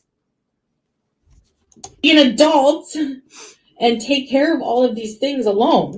Welcome to fucking adulthood. You should have been doing that shit 20 years ago. Then I don't mind waiting. Honestly, the hardest part is getting a referral, I find. No, it's not. No, ma'am, it's not. So I'm going to have them review the medication because the hardest part is going to be getting the referral. Then she said, I don't know, surgery may be hard too. Nah, boo-boo, you want to know what's hard? The hard part is changing the way that you have ate over the duration of your life to an entirely new way of doing things. Because Miss Nutritional Queen, guess what? You have to be mindful of every goddamn thing that you put in your mouth from that point forward. You have to keep track of exactly how much you're eating, how much protein it's got in it versus the amount of carbs that it's got in it. You absolutely do have to be in control and understanding of how much sugar it's got in it, because if you eat something with enough sugar in it, it will make you physically ill. If it's fried, you're going to puke up your toenails, girl. If you think that just going under anesthesia is going to be the hard part, or getting the doctor to fill out the paperwork is the hard part, then you are fucking delusional. You have no clue. You know, that's just the way that it is. And as ugly as I'm saying it, it doesn't change the fact that what I'm saying is accurate. You know, she's going through cycles. She's at that stage where she's making excuses to not do something. Then she's going to quit. Then she'll bend. She's going to keep doing this until she dies. I agree. And I hope that if her family has any damn sense, that they've already bought life insurance on her. She doesn't realize that things sometimes go wrong with surgeries and you have to live with it. Facts. And we're going to get into that because she starts talking about the symptomology and all that stuff of, you know, of secondary effects of surgery. Cravings come and go in waves. If you wait, say, 20 minutes before you act on a craving, it often passes by then. Exactly. And that's where willpower comes into play. Changing your thought process by saying, nope, we're not thinking about that, and changing your focus to something else is what involves willpower. So her saying that it's just not possible is bullshit. Facts. Exactly, Cece. She is finding some sort of excuse to stop herself. Well, she is a tool, but, you know, hey, I've called it a tool in reference to the fact that you don't need a hammer to build my future. I refuse to drop weight super fast because this is for the rest of my life. Well, I get irritated. I mean, I don't think I've ever called it a tool. And that for me was that's one of the things I think for me why it is that it bothers me so that these girls use it. Oh, well, it's a tool. It's a tool. It's a tool. It's not a fucking tool. If I were to equate it to anything, I would say that I would equate it to a stepping stone. It is one step in a journey from that point forward. That is the first step of a long-legged journey. You know, that's just the way that I've always equated it. Facts, nothing but excuses. It doesn't matter how someone loses the weight. In order to keep it off, you're going to have to change your whole lifestyle. She hates change. She keeps talking about it, but she hates it. Absolutely. There. Oh, thank you. Thank you. Goose check is like she's reading my mind. A tool requires skill. She can't employ a single skill, so she cannot use a single tool to literally save her life. You knew where I was coming from when I was throwing a fit. What, you Goose Chuck? Goose Chuck was all up in my head going, let me sort through this because I have a feeling I understand where she's going. Fact, facts. You have to be held accountable for your food intake, whether you like it or not. It's going to happen one way or the other, whether she likes it or not. I'm responsible for everything that I decide to do or don't do in my life. It is permanent. Facts, facts, facts. Exactly. A diet would be a temporary thing. Okay. Lifestyle changes are lifelong, and there will be no way around that. I agree. I'm down 68 pounds, and you're right. Look up intermittent dieting and Matador study. Thank you for pointing me in the right direction. I'd like to go take a look at that. You want a tool? Take up emotional regulation that teaches you how to deal with everyday stressors. Facts.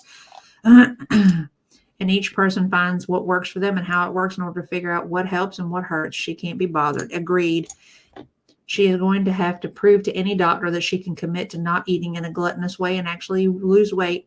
And that's why I keep saying, well, that's why I don't say it's a tool, because with it, you have to have, that's why when I say tool, you pick it up, you put it down. A diet to me would be more of a tool. A gym membership would be more of a tool. A protein supplement would be more of a tool. But something with some lasting permanence like that, you can't put that down once it's there. So that's why I have that reaction to it, because it's like, you know what?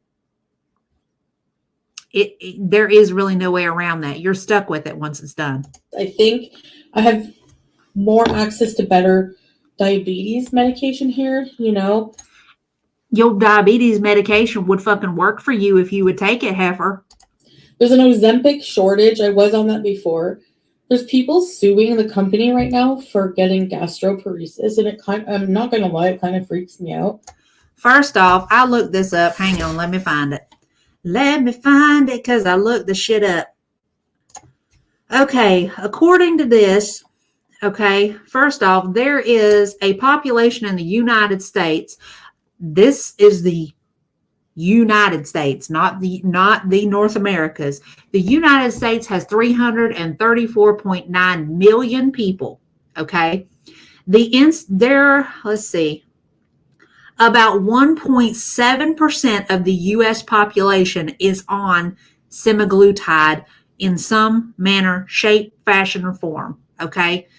So with that, I took a look at the instances of gastroparesis in the population of those that were prescribed that.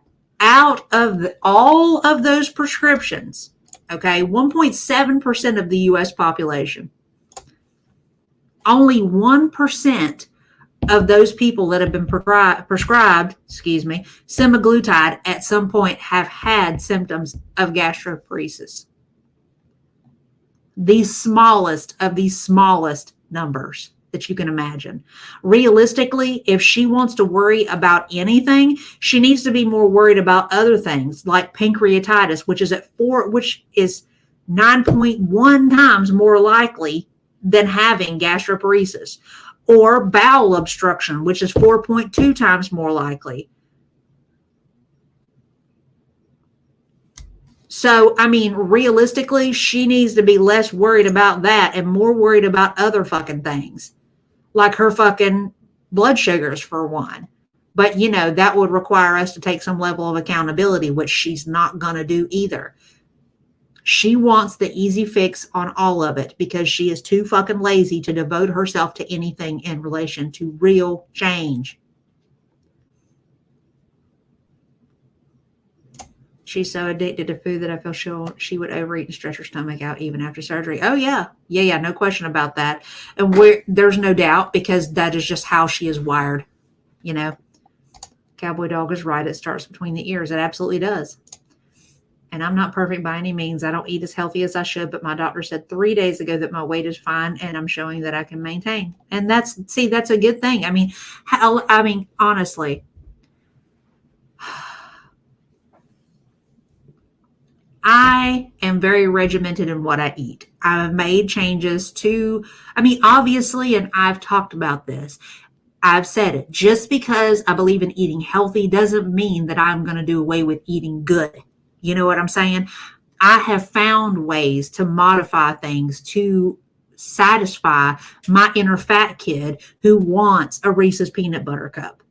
Okay, who wants junk food. I have found alternatives. It is entirely possible. So I still eat good, but I'm still eating healthy all at the same time.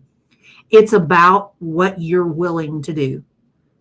If you're willing to make those changes, great. It'll work for you. It'll help. It certainly can't do you any harm. But I will not lie. I don't ever go without. I mean, you guys have seen it.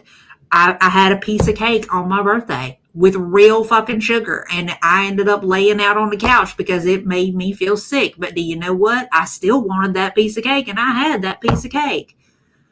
I am not a real big fan of fried foods because it can on occasion make my stomach upset, but it doesn't mean that I have completely stopped eating it. I'm just very mindful of how often that I do. It isn't about doing things perfectly. You're not ever going to be perfect at anything, but it's about the fact that you should at least be willing to make an effort to try. And that is why I can agree with Grandma Spud on this. There is no such thing as perfect, but doing the best that you can and continuing to try is what makes all the difference. But foodie will never do that.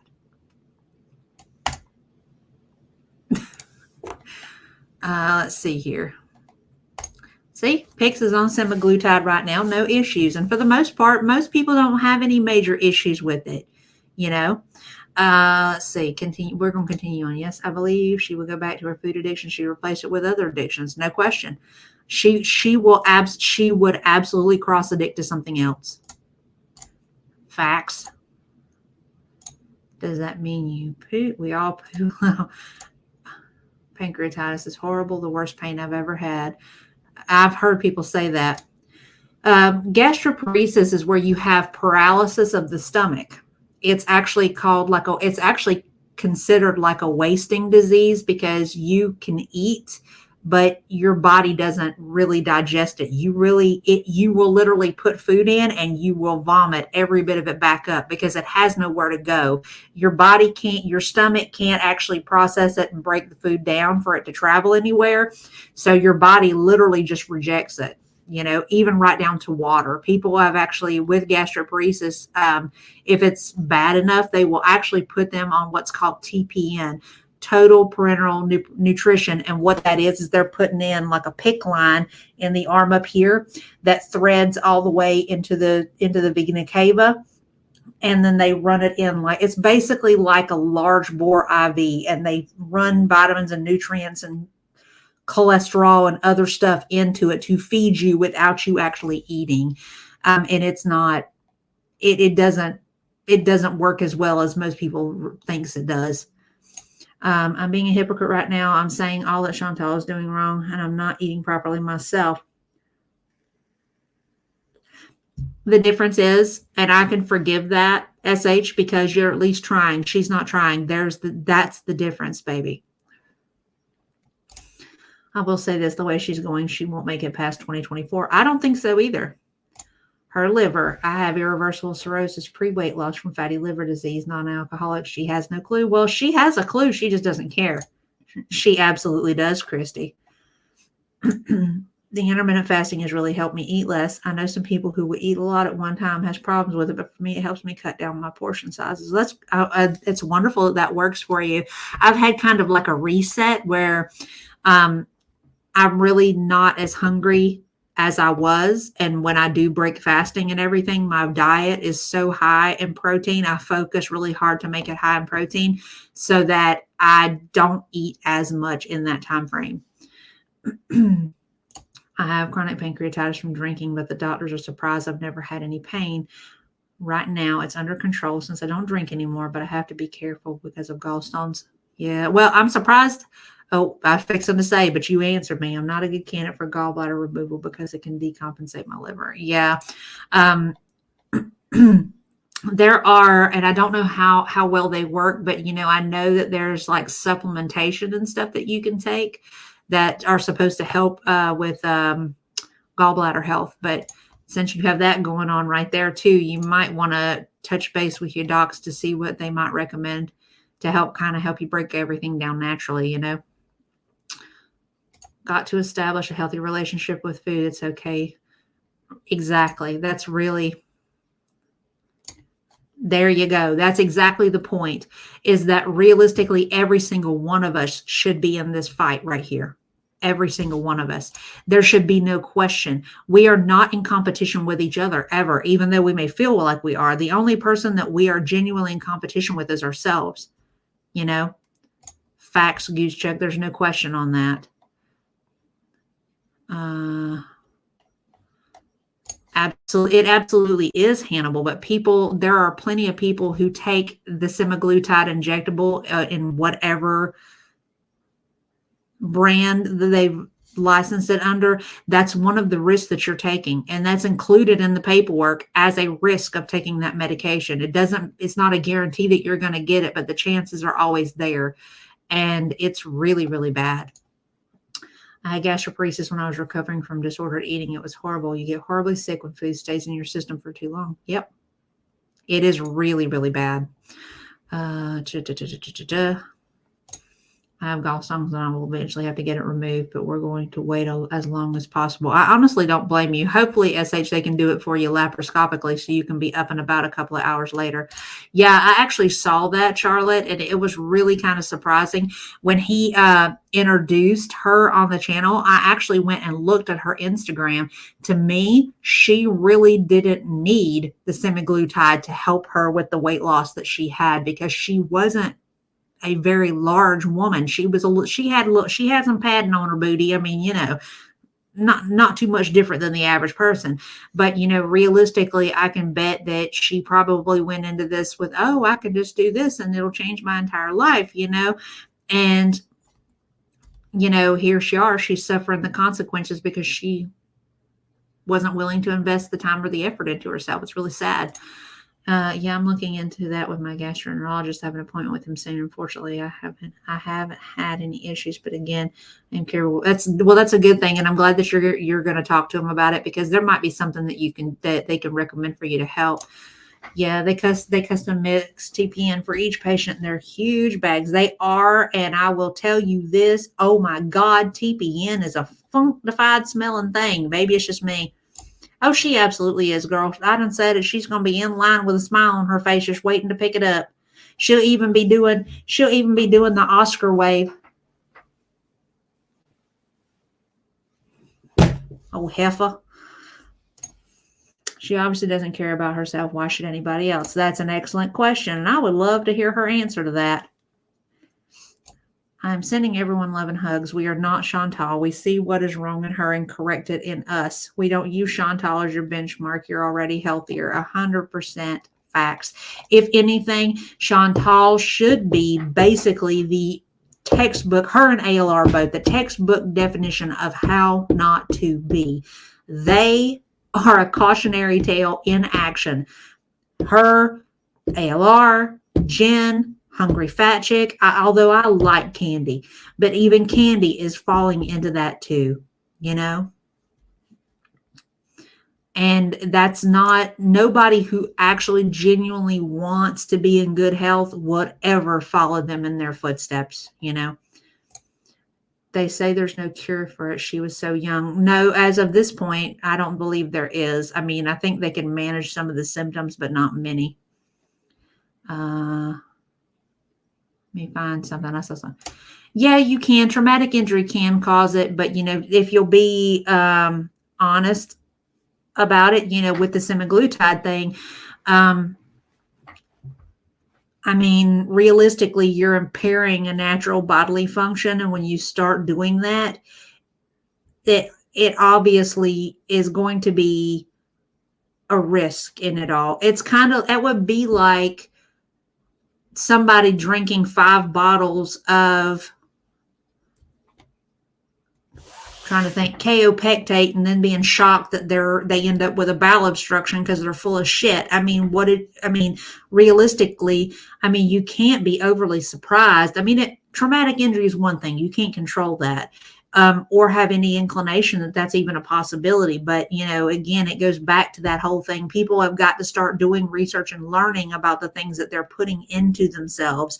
And then they and they don't, and then they want to be surprised that they end up with the result that they end up with, because again, those side effects are not guaranteed, but they are always possible. In all honesty, who is she living for? She has all the money and she has nothing at all. That's quite true, but that all lends back to her mental health issues too. If she would get some fucking help, then maybe they could help her figure out a way to actually build bonds with people, animals, things other than inanimate objects, and I think that's some of it. She absolutely is, and I'm sorry, but I'm not going to feel even the slightest bit sorry for her. Yes, I have faith in you. I don't know how Ozempic works, but I'm starting to understand. Yeah, well, it actually slows down peristalsis. It actually slows down, how the food is broken down in the stomach. And when you start monkeying with stuff like that, that's kind of how that's a possibility. Right. And that's totally fine, Alexis. I am not knocking anybody at all for being willing to take that chance. But my biggest thing is I'm like, I want you to understand before you do this, make sure you know the risk that you're taking. Have those talks with your doctor about what you can do to lower the chances of risk and to make the medication work as well as humanly possible for you. But so many people don't really do that. And then they end up with all those secondary problems because they just say, oh, well, my doctor gave it to me, so I'm just going to give it to myself.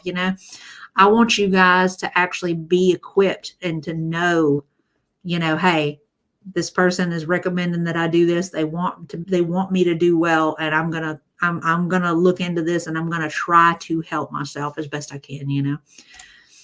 I think they're the first results of a society of convenience. They are OGs of it. It has gotten exponentially worse post-internet, and that's why they are beezers and am babies. I agree. There's no question on that there. Make sure your PC. My doc and I read through several dozen peer reviews and articles over 6 months before I started on the semis. Yep. That's a great way. That's a great way to get information.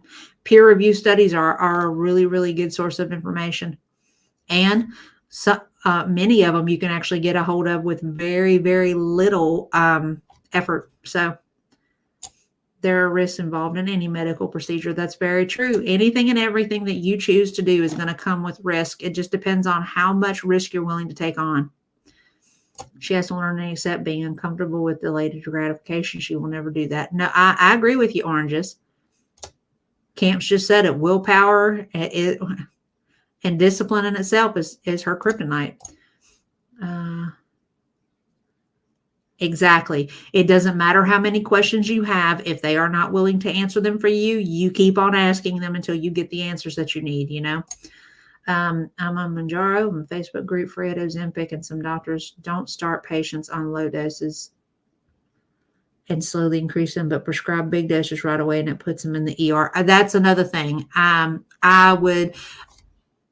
That's another thing. If you have the ability to advocate for yourself, because honestly, and Allegra says that if you're going to be using Ozempic or anything along those lines, you have to be very careful with it.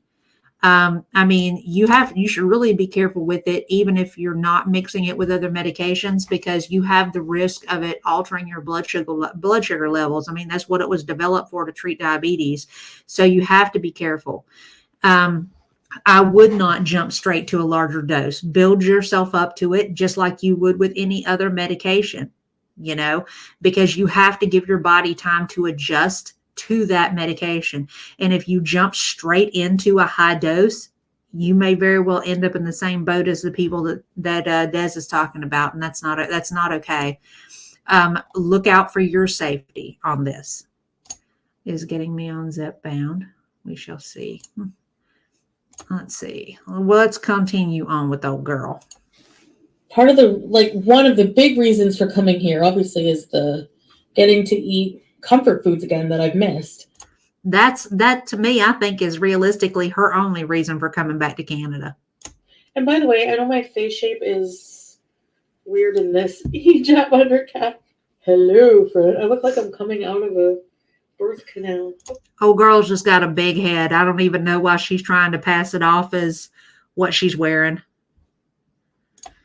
Exactly. Exactly. And there are a lot of medications that are that way that should be started out small and built up. I mean, anything realistically, if you got somebody who's really going to do things the appropriate way, that would be the best bet. Facts. No question on that. She's very preoccupied with it. Oops, she been had mood face. She just been scuba suiting it, squishing it all in. The theories that are not true at all, that just like, because it's annoying for me, because then you have people come into my channel, did you really get kicked out of Kuwait? I know that all of you wish the absolute worst for me. I am not kicked out of Kuwait because of my health.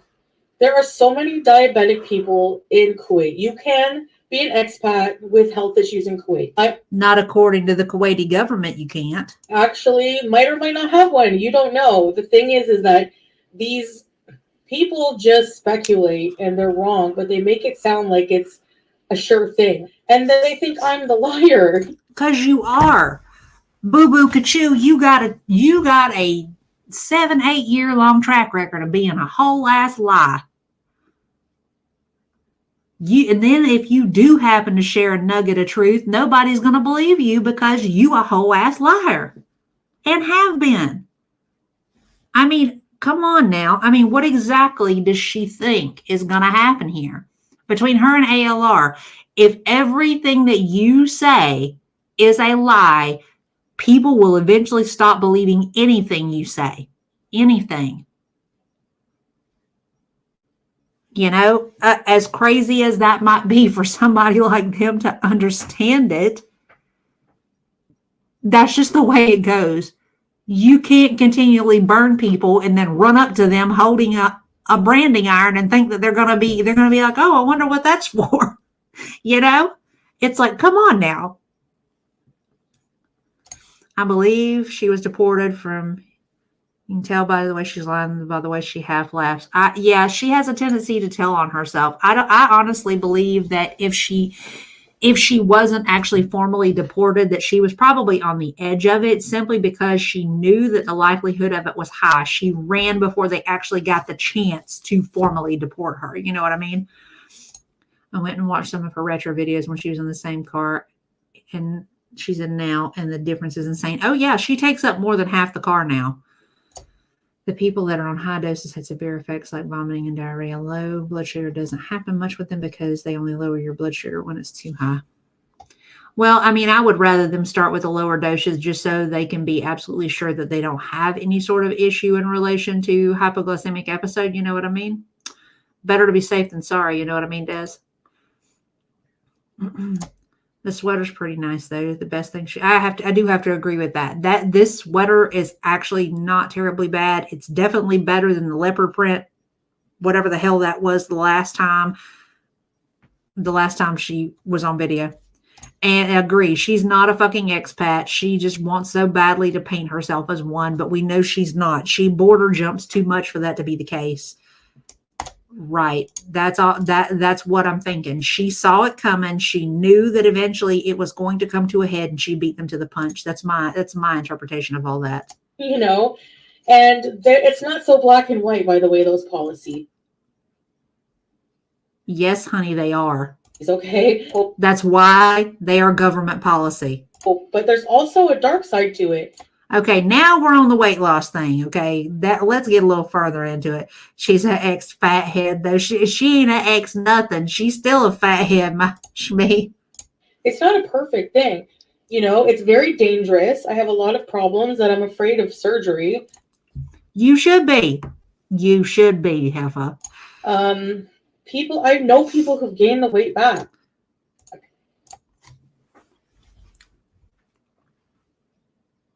I know people who've gained the weight back too.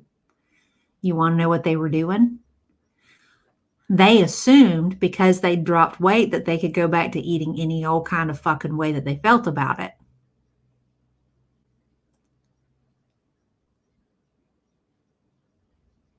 They went back to eating donuts. They went back to drinking soda. They went back to eating nothing but carb-heavy food.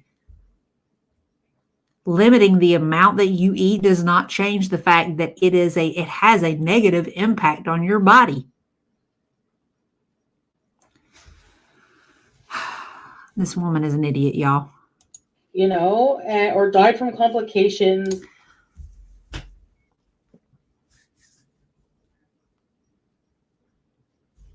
Are there people that die from complications of weight loss surgery? Absolutely. I had a friend. His name is Trey. And Trey had weight loss surgery. And the genius in him thought that he was going to be able to have a little bit of something solid 2 days after he had his surgery. Within 2 days, he was in ICU with sepsis.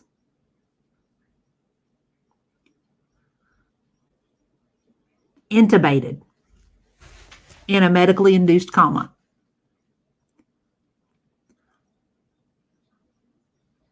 Unless there is something that happens during the surgery that causes a complication, which realistically, if you'll consider it, they're done so frequently now that the chances of that are very small.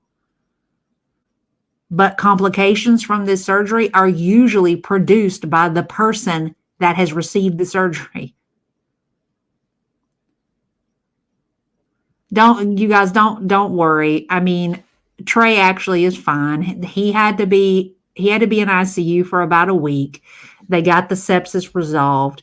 He came through it way wiser than he went into it. And he's doing well. He has changed his diet. He is going to the gym every day. He's actually a little insufferable now, if you want to know the truth of it. You know,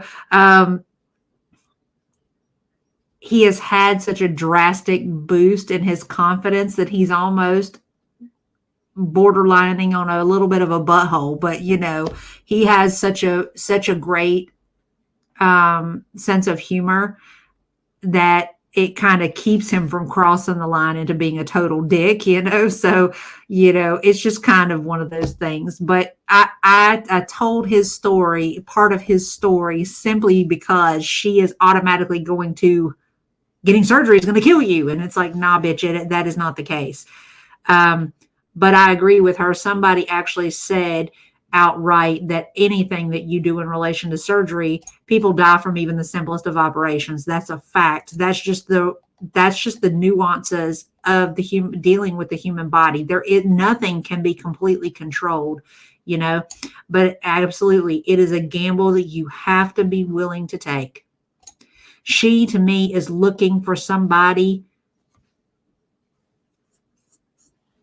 She's trying so hard to find a reason to back out of this. Okay. I was in the hospital for 2 days after surgery because I struggled to drink the mandatory amount of fluid first before discharge. It was so hard for me. Right. And there are a lot of people that do have that issue. I talked to a guy at the recovery center who actually had weight loss surgery 2 years ago. And he said that, like, when they gave him the contrast diet, was like a little shot of contrast, a little tiny shot about yay big. And he had to drink that over like 45 minutes. And I told him, I said, well, that must have been nice. I said, because 25 years ago, they gave me like 6 ounces of it. It was like a little plastic juice cup with contrast in it. I was like, and I had to have that drunk over the course of an hour. I said, and it was that thick, nasty, powdery contrast that they used to give all the time back in the day. So, you know, it was, you know, he was just like shocked by that because, you know, obviously things have so much advance is made and the process has gotten so much more fine-tuned that obviously they have figured out a better way to make the process easier to maneuver. But it wasn't always the case, you know. But I understand that. Like, I have trouble with something that I've noticed, because like talking to other people, I have trouble with water unless it has some sort of flavoring in it. And I'm not sure exactly why. I know there's probably some sort of there's probably some sort of explanation as to what caused that, but I just haven't really cared enough to do the research on it, as bad as that sounds. I mean, I put some flavoring in it and then I'm good to go. But it happens a lot to people, though. Right. People die being put under without ever having anything happen to them. Some people don't. There are deaths from the anesthesia simply because it doesn't mix well with their body chemistry. It just depends. The question is how bad do you want it? How bad are you willing? How bad do you need it? And are you willing to take the small risk involved in the possibility of having some long-term success, Right. Everybody has to poo. Everybody, you passing gas and pooing. If you have any surgery, you might want to be holding out, because if you can't do either of those, you ain't going nowhere. I also about died because the copper in my blood was low from a major surgery that I had. Yeah, I could see that being an issue. See, I don't mind. Cold water is fine, but it's got to have some sort of flavor to it, When I had my gallbladder and gallstone removed, I ended up getting infection in my esophagus. I couldn't breathe. I almost died. Wow. Well, I have, but sometimes, it's just nice to have options so that I'm not stuck just doing lemon water, Yep, Joan Rivers is a prime example. Taking a risk to live versus eating to certainly die. Absolutely. And that's what she's not really wrapping her mind around, I think.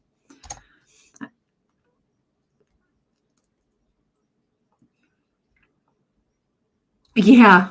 I've heard that quite a bit with IV contrast, actually. Then the doctor asked me if I wanted my gallbladders for souvenirs, and I thank you. Well, believe it or not, there are some people that would be like, sure. Or lose all their hair, have vitamin deficiencies. Okay, first off, I got to say this, ma'am.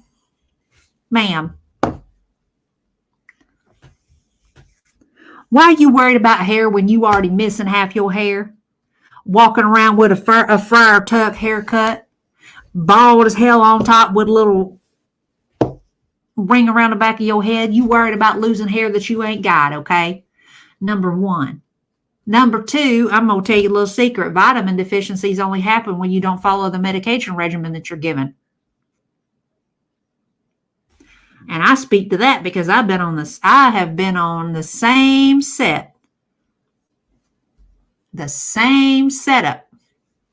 ever since I had weight loss surgery. If you don't take your medication, you're going to have a vitamin deficiency. The genius of it all, right? How hard is that to wrap your mind around? And obviously, there's going to be problems if you end up with a vitamin deficiency because you don't take the multivitamins and other supplements that they dictate that you take. I mean, Jesus Christ. Right. I know, right? Oh, Jesus.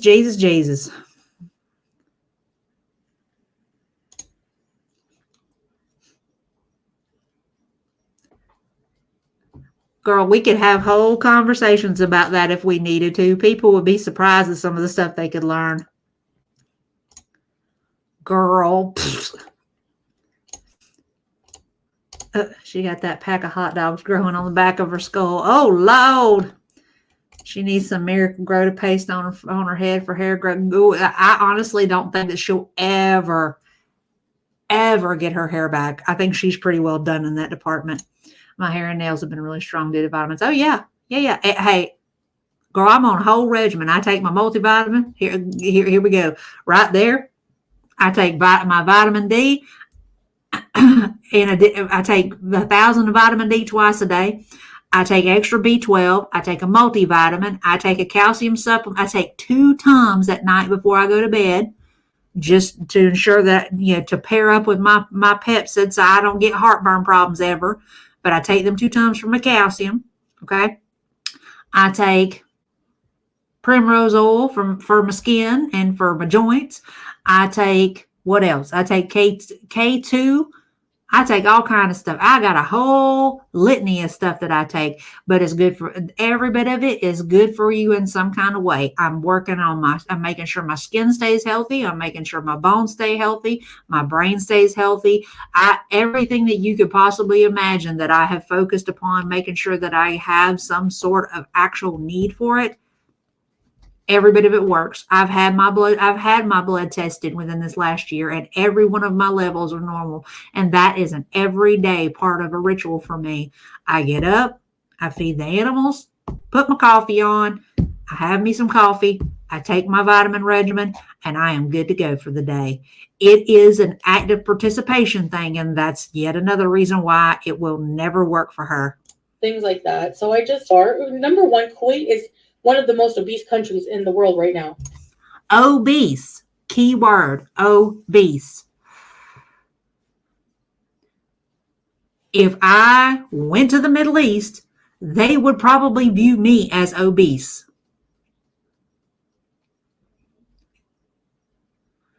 Obese and death fat are two entirely different things, Heffa. And why you would get joy out of it happening. If you really don't like someone, you need to remove yourself from their existence. Take your own advice, ma'am. Take your own advice, ma'am. You and that sorry sack of little pecker man. Teeny weeny, shriveled little short man. Both of y'all don't like what people got to say about you? Remove yourselves from their orbit. Thank you very much. Ain't nobody, not near one person over here in Girl World, over here tagging you in this. Ain't nobody over here sending you emails. Ain't nobody talking to you. You can't sit with us, bitch. We like our table legs intact. Thank you very much. You know, before I get really serious, I'm really hoping I will. I know.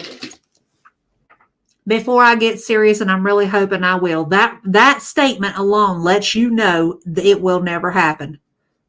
And I know you're rolling your eyes, but no shit. I feel like I really want to have my favorite snacks from here. Some of them one last time. Seems like a rational thing to do for somebody with diabetes to shove a whole candy bar into their head, doesn't it? I literally, when I saw this, I literally hollered at the damn TV screen, "You're a fucking idiot." Hi, Reese. We associate your time to just write. In our life, and it's true. Do you now? I know that being Muslim, we don't celebrate Christmas, but whenever, the holiday season. Right, ma'am. You said that. So why are you celebrating in Christmas then? It's ingrained in your culture, and you've grown up with it for 38 years. It's hard to just, especially if your family is. My family's not even really that religious. Some members. But they still celebrate the holidays.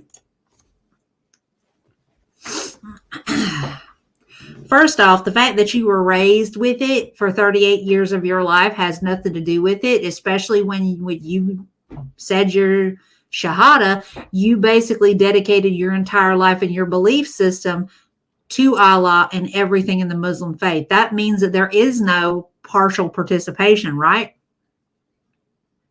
Otherwise, that would be haram, would it not? Oh, I'm going to be truthful with you. I have no doubt she has either. There's been a lot of interesting little shows there on her part that makes me believe that she has. We've seen a lot of nose huffing. We've seen a lot of nose blowing. We've seen a lot of interesting behavior on her part. Hi. Say hi, Boo Man. Hi, Boo Man.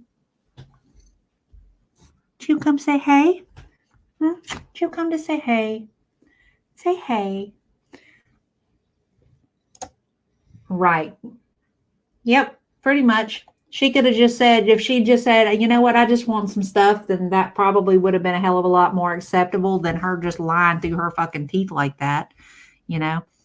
Right. So here we are. We're a Muslim and we're a firm believer in Allah, but we're gonna celebrate Christmas even though we're declaring over and over again that we're not supposed to.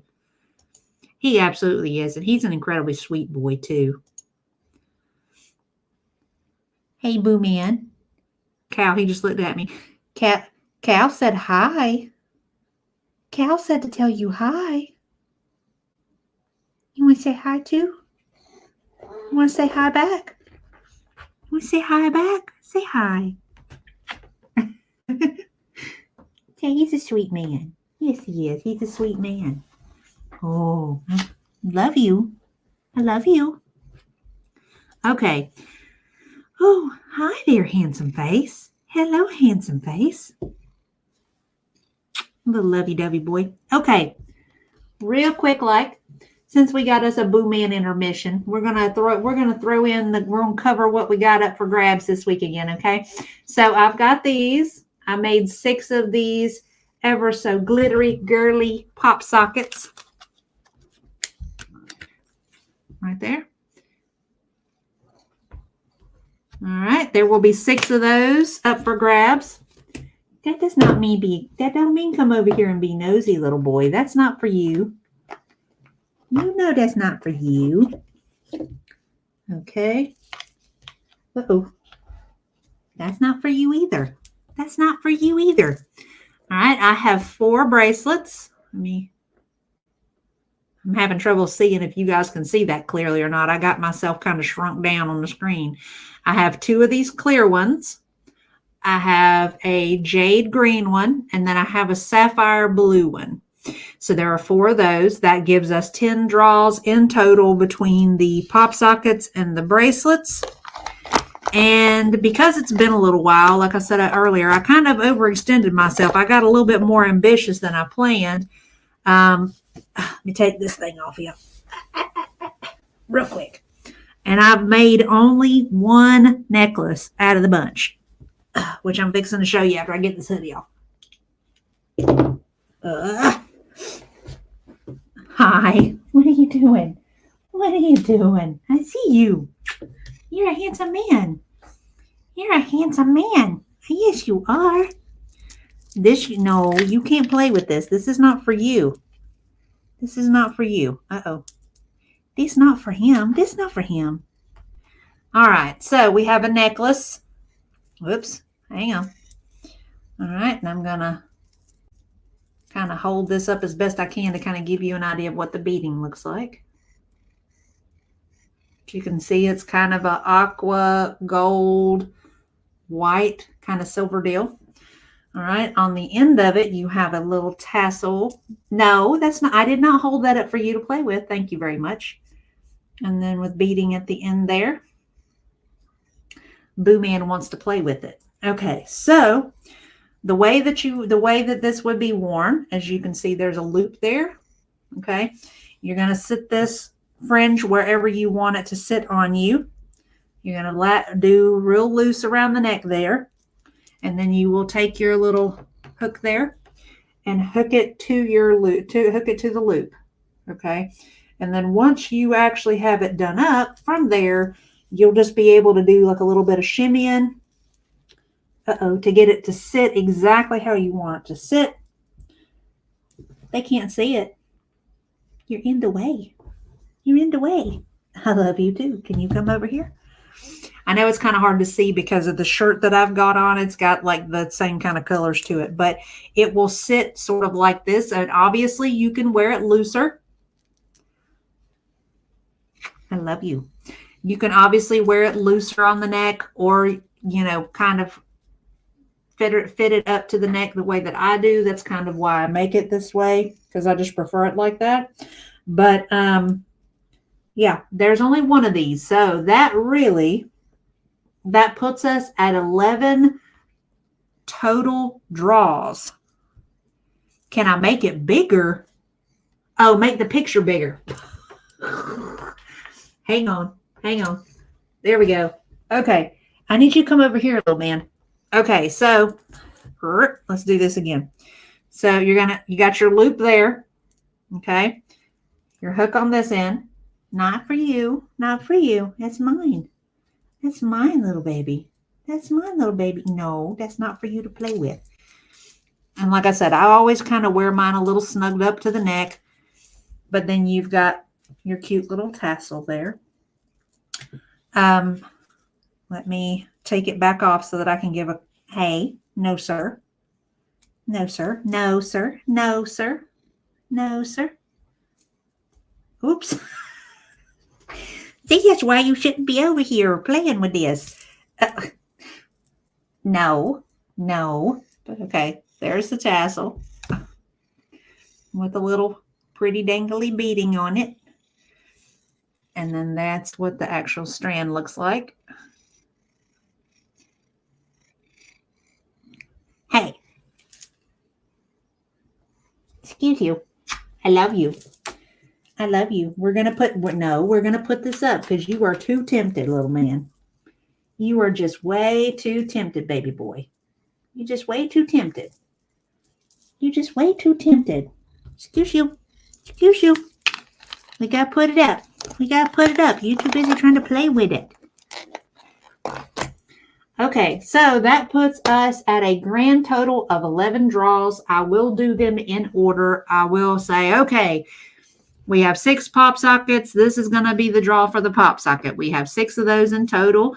All right, now we're drawing for the bracelets. We have 4 of them. We have 2 clear ones. Here's for the clear bracelets. Here's for the green bracelet. Here's for the blue bracelet. And then we will obviously do the draw for the necklace. From there, same as always, you're going to leave me a comment in the comment section so that I can do the draw.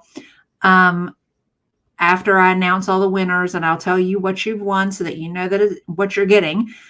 You'll need to shoot me an email with your information so that I can ship these out in the mail to you. There will be, you guys will already, what are you doing? Oh, okay. Excuse you. You will know as soon as you open your mailbox as to whether or not that is there or not in your mailbox for the day.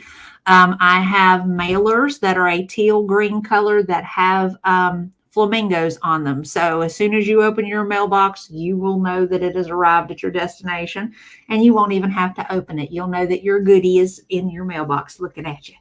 So I will be drawing same time tomorrow night as soon as I get up and kicking about. And I will have everything posted on the community tab. And I will, of course, upload the video of the draw so that you guys can see who else won, if that sort of thing interests you, because I know some people do like to watch. So that was an updated instruction version because I know it's been a little bit. We've been at this almost 3 hours now, 2.5 hours. And I didn't want the beginning to be the only instructions that I gave, just in case somebody come in halfway in. So we're going to continue on. Now, I got to say this right here, this is just a clip, photo real quick. That to me is really pretty. And how it is that one really acts like she is in such a god-awful place. I mean, I would really rather live somewhere like that, like Canada, than somewhere in the Middle East. I mean, you're dealing with nothing but sand and heat all the time. I just can't. Gail Booman's government name is Jinx. Yeah. But I call him Boo Man just because I can. He's my little man. And this right here, this whole little section right here of her standing outside the car talking, that's probably the most that she stood up that entire day. And I mean, her talking about this, I just didn't realize how much it meant to me. And then we have our god-awful Chinese food. And I'm sorry, but this does not look at all like Chinese food, except maybe that little wonton right there. The rest of this does not really look like Chinese food to me. And I cannot imagine that it tastes good because it does not look good. You know, with family, and it was like a treat, and it was super cheap. So I couldn't really talk.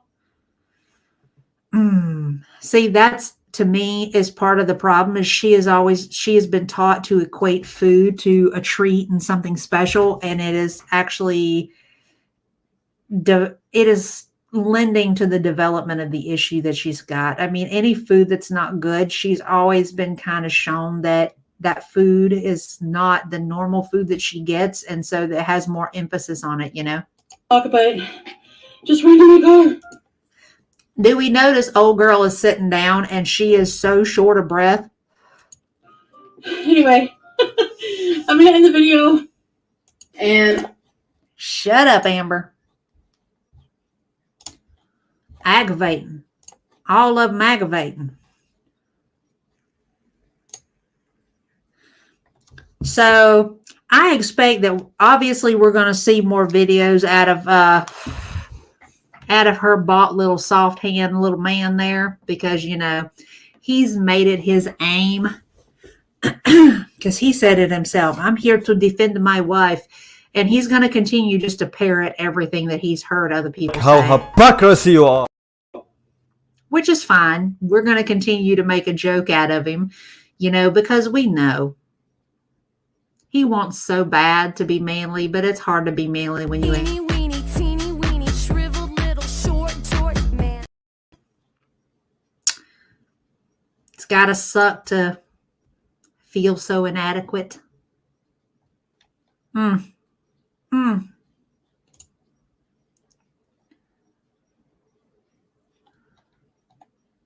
Actually, not in the community tab post, but in the about section. But I always post the email in the community tab whenever I do a post like that to tell people to reach out to me. I'll always put the email in it too, so that way they don't have to go looking for it. You know what I mean? Right. It's just like, tell us that your stamina is shot without telling us. Thank you, Alexis. I actually got this shirt and the hoodie at the same place. I don't know if y'all could see the hoodie real clearly. I saw it and I started laughing. I was like, I got to have that. So yeah, I'm trying to think. I got another one that's got a bullet on it and it says beautiful badass. I thought they were really cute. Right. And that should be a surefire indicator that that there's something wrong there. Oh no, baby, I'm not asking you to leave your email. I'm giving my email on the post so that you can email me, if that makes sense. I leave instructions. If you'll please send me your delivery details to my email. Here's my email. I'll get this out to you. I would rather you guys send me what you're comfortable with sending me versus you posting it like that. We are a no doxing zone here. That is not okay. I will never, ever, ever endorse that kind of behavior. I'm not okay with that. Oh, there's no question she did. Every bit of it sounds like her, but coming out in his voice. Oh, no question about it. Mr. lifting 10 pounds like he's doing something. I mean, come on now. There are women out here in girl world, myself included, that can probably lift more weight than he can. It's like, come on now. I'll say this. At the beginning, before he ever actually opened his mouth on the 1-10 scale, he might have been a 6, but then he opened his mouth and literally dropped to like a -4. He is so arrogant for absolutely no reason whatsoever. Me too, honey. I saw that and I laughed because I had already checked out with my shirts. And then I went to walk back through and it was in a corner and I ran over to it and grabbed one. I was like, why'd y'all put this in a corner? I was like, I'm surprised y'all aren't sold out of this. This is amazing. And yeah. And that's fine. I mean, if you're Gail, if you do happen to leave your comment or you get picked or something like that, honey, and you're not comfortable with giving out that kind of information, you can always gift it to somebody else if you want to. You can say, well, I won this, but I'm not comfortable giving you any contact information, so I'm going to donate my win to Kalari. And then what'll happen is I'll reach out to Kalari and see if Kalari is okay with it and if she's willing to receive it. And if she's not, she can gift it off to somebody else. We'll keep going until somebody is okay with giving me the information to send it. Just whatever you guys want to do. I'm not forcing. I will never force you guys to do anything that you're not comfortable with. Right. Like, see, I don't remember specific foods. Not really. Like, I have one specific thing that my grandmother always used to make, but it was so ridiculously good that it's hard to forget. And I actually have the recipe. I've never tried it, but I'd like to. She made a caramel, what she called a caramel apple cake. And it was 8 little tiny layers. And she would do a layer and then she would caramelize brown sugar, pour it over it and let it caramelize. And then she'd put another layer of cake and then she would another layer of caramelized sugar. And there were 8 layers of it. And you would go to cut into it and the caramelized sugar would just shatter almost like glass. Like if you hit a piece of glass, you know how it makes that shattered design on it. It was the same way with the caramelized sugar.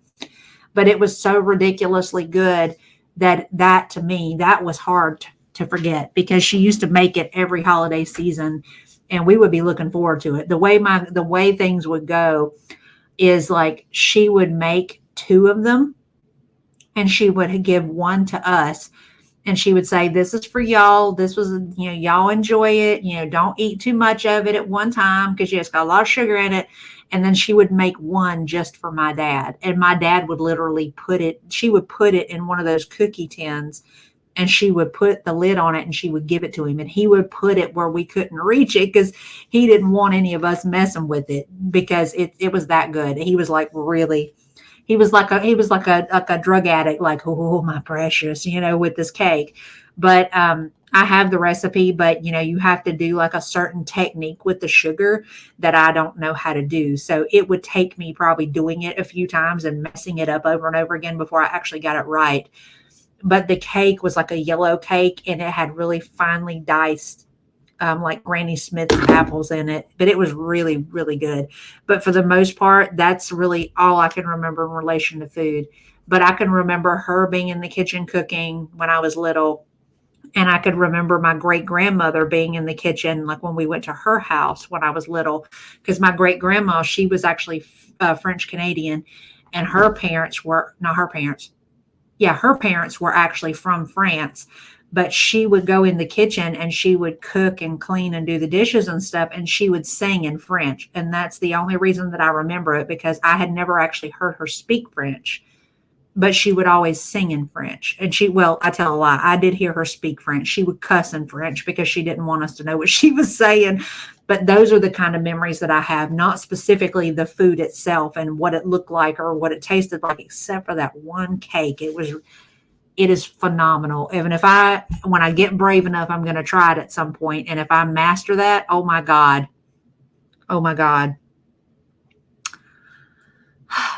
I will absolutely enjoy it when the time comes because it is so ridiculously good and it will probably make me sick, but I will risk it simply because it is that good, Yeah, I agree with you on that. Allah is actually, he's not conventionally attractive, but he is a nice looking man. But to me, what makes Allah more attractive than like physically is his personality. He seems like a really fun, good-natured kind of person. He's like one of them people that you just want to hang out with and just talk and laugh and cut up. And, that's one of those ones.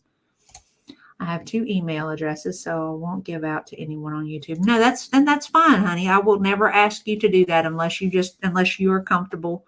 You don't ever have to worry about that, okay?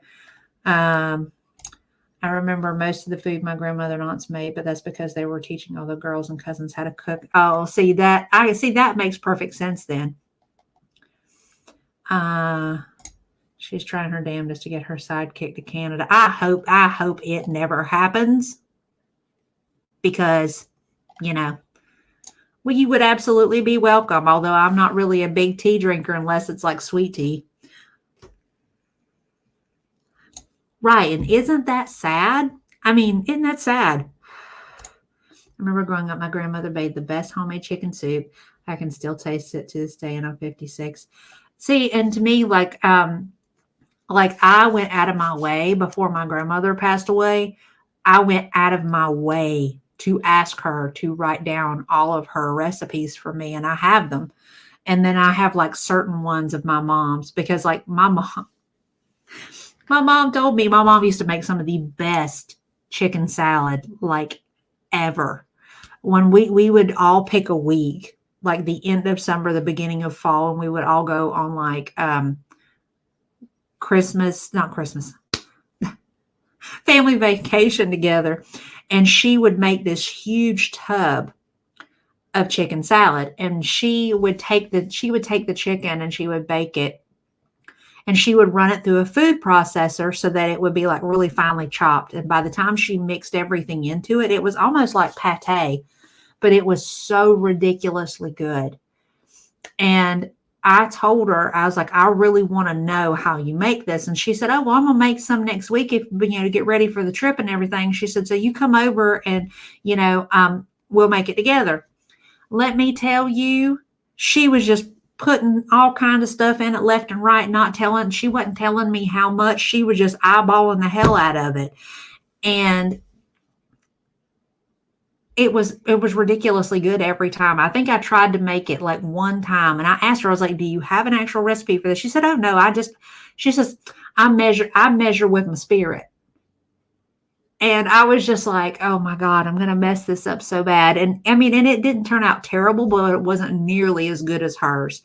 And I wish there was some kind of way, I wish there had been some kind of way for her to actually write down what was in it and how much. The one that I do have like written of hers is she used to make a cornbread dressing for Thanksgiving and for Christmas. And it is ridiculously good. And I actually at one point did get her to write that down for me. I don't have a lot of recipes of hers, and I really wished I did, because man, my mom wouldn't play about her food. I come from a family of a lot of Southern cooks, where that measuring with your spirit thing, that's an all day thing. That ain't just a, one or two things. If it's missing something, we gonna measure with the spirit and just throw something in there. And if we mess it up, we mess it up, and we'll keep doctor until we get it right. I think it's pretty safe to say we can close that.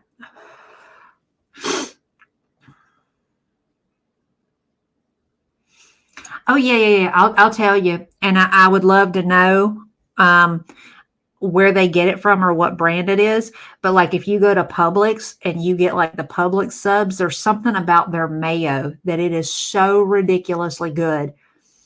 And I don't know if they sell it where customers can buy it, but that is the best mayo I have ever heard of. The regular mayo that you buy over like just off the shelf, it's not nearly as good, but the mayo has changed over the years, and I'm not sure exactly what they've done to it.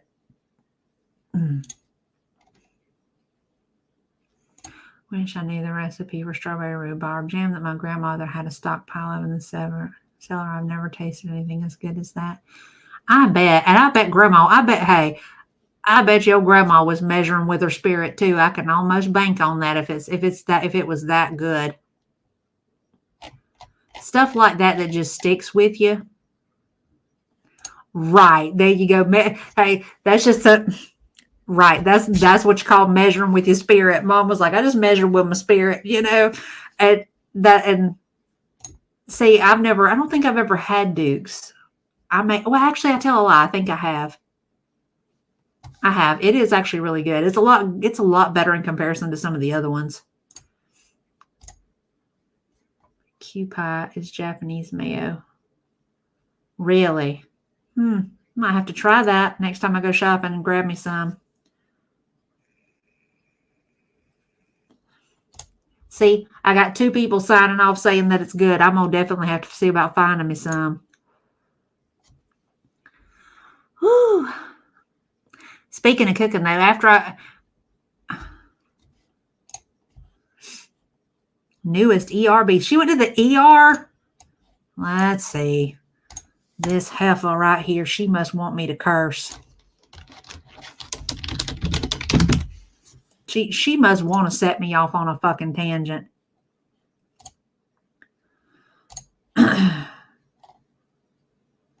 You don't motherfucking say. God damn it. All right, we're fixing to add this because this fuckhead right here. This fuckhead right here.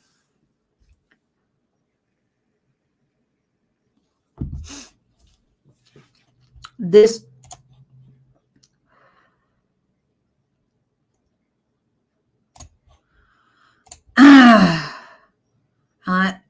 Here she is. She's talking about being in the goddamn ER and she's putting a Cameo plug in this shit. You gotta be fucking kidding me. God damn it. That's pretty. She trying to keep people from going to fuck off. Peaceful. I love it. You not fixing a cut getting torn to shreds, hello, bitch. guys. Welcome back to another video. Today, I'm going to be telling you about my story time of me being in the hospital yesterday. So, I was in the ER for, sorry for the sun dust, for like... Eating big Turks and a shit ton of Dollarama candy out of a bag. 12 hours? Fucking idiot. So here's what happened. So yesterday I had a eye doctor appointment. So I went to the eye doctor appointment, and then, you know, as I was pulling into the driveway, I felt dizzy, and I noticed I was a lot more dizzy, and like my vision was more blurry than usual. And then during the exam, they had to put these contrast eye drops in to see behind my eyes, and it made my vision even more blurry. So I had to wait in my car to even drive. And I noticed that the dizziness wasn't going away. The blurry vision went away enough that I could drive. So I thought, I'm gonna go to the... Personally, until her blood sugar gets under control, they should put her fucking driver's license on suspension, because if she's driving around already fucking dizzy, she's a hazard to the people on the road. Fuck her. Hospital, and I'm going to get checked out because, you know, you hear horror stories about diabetes, ketoacidosis, hyperglycemia, going into diabetic coma. So she's heard all this. She's obviously watched the videos that I've done on her, because she watches everything that has her fucking name included in it somewhere. She knew this was possible and is still fucking around. Fucking moron. I decided to go to the emergency because the walk-in clinics were pretty full for the day. And well, Orange is actually, you can drive. They just recommend that you be very, very careful. Like when I had my eye exam, they dilated mine so that they could do the same thing. They took the imagery of the back of my corneas and everything. They obviously would prefer to have somebody else drive you, but they say it makes your eyes very light sensitive and stuff like that.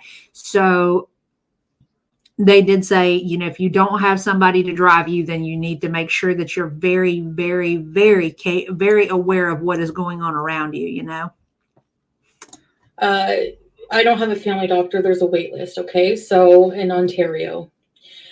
So I went to the ER, and they have all my file there already, so that's good.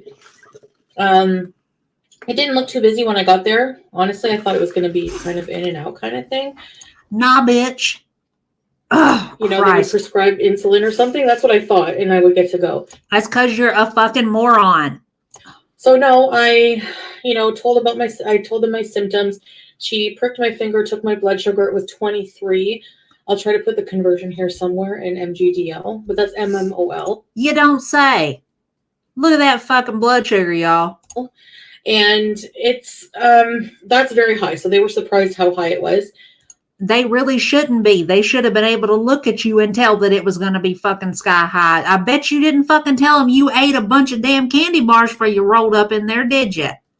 So, then, dumbass. You know, she said, okay. She took all my information. She said, now we're going to have you register. So I went to register. They give you that arm bracelet thing. So then Girl, all I can figure is, you know, the saying, God looks out for children and fools. This one ain't been a child for a long fucking time. I mean, Jesus Christ. Yeah, ECG, I think it's ECG. Tech came and said, we're going to do an ECG. So they take me to this little room, like ECG. I guess they're just trying to rule everything out. They hooked me up, did the ECG. Then I had to wait in the waiting room. And I was waiting for a long time, you know, and I was just like, I saw groups of people that I know registered after me go before me, okay? Now, a little cute French, and I'm French Canadian, so I can make fun of the accent. I'm not making fun. I'm just going to try to imitate it because, you know, it makes the video more interesting. I don't know. You can laugh at me. No, but she came by and she was a volunteer. You know those like cute little old lady volunteers that are so nice? And she said, well, you've been waiting here a lot, eh? And I said, yeah. And she said, what's your name? I will go check. I said, Chantal. And she knows how to say my name because she's French Canadian. So she said, oh, Chantal, okay. I will go check. I will come right back. So she came back and she said, they didn't forget you, but they're waiting for your ECG results to figure out where to put you. Because there's different areas of the emergency, okay? There's urgent care, which you have to follow the yellow dots for, which is like minor things. And then there's observation. And that's if they need to monitor you, you know, hook you up and monitor you and stuff. Follow the green dots. And then there's emergent care, follow the blue dots, which I don't even know what that means. So anyways, after a while, you know, I thought, okay, I'm going to go to the bathroom. You know, they haven't called me. Sure enough, the minute I sit down on the toilet seat, they call my name. So I have to hurry up. And I go out and I'm like, yes, me. So the nice lady, she's like, follow me. I show you where you go. And so I was expecting to go to the yellow dots. Sure enough, I was expecting to go to the yellow dots. Well, to my surprise, I was asked to go to observation. So I was getting a little worried. You know, they're waiting for my ECG results. I have to go to observation. But they did blood work while I was waiting in the VR waiting room. Actually, they did blood work and hooked up an IV, you know, just in case they need to draw blood and give fluids. All right. So I get to my this fucking bitch and these goddamn mid rolls. The worry freeway. Real quick. Not the other. Real quick. They put in a heplock, which is not actually an IV, okay, because that's just simply there to keep them from having to poke you more than once, because that's what most folks that work in the ER do, because they don't want to have to poke a 400-pound heifer because the veins are usually hard to get a hold of, okay? So there's that. Number two, they're going to put you in observation because all they know is that your blood sugar is sky high, unless they know for sure that you're having a cardiac event, a 400 plus blood sugar when you're upright and mobile, and an entitled fuckwit makes you stable. Observation. Jesus Christ. Rooms in this area. It's more small, you know, and intensive. And there's like, I have to put on a gown that didn't fit. So I had the gown half on. Bitch, the gown fit. Your ass is just too big for it. And then I just made sure to keep the curtain closed. And praise Jesus for her having some little semblance of some respect for whoever else is stuck in the room with her. Jesus Christ. My nurse comes in. She's like, hi, I don't know why you're here, but I'll find out. I was like, all right. So I had to retell my story. You always have to anyways. They want to hear what you have to say.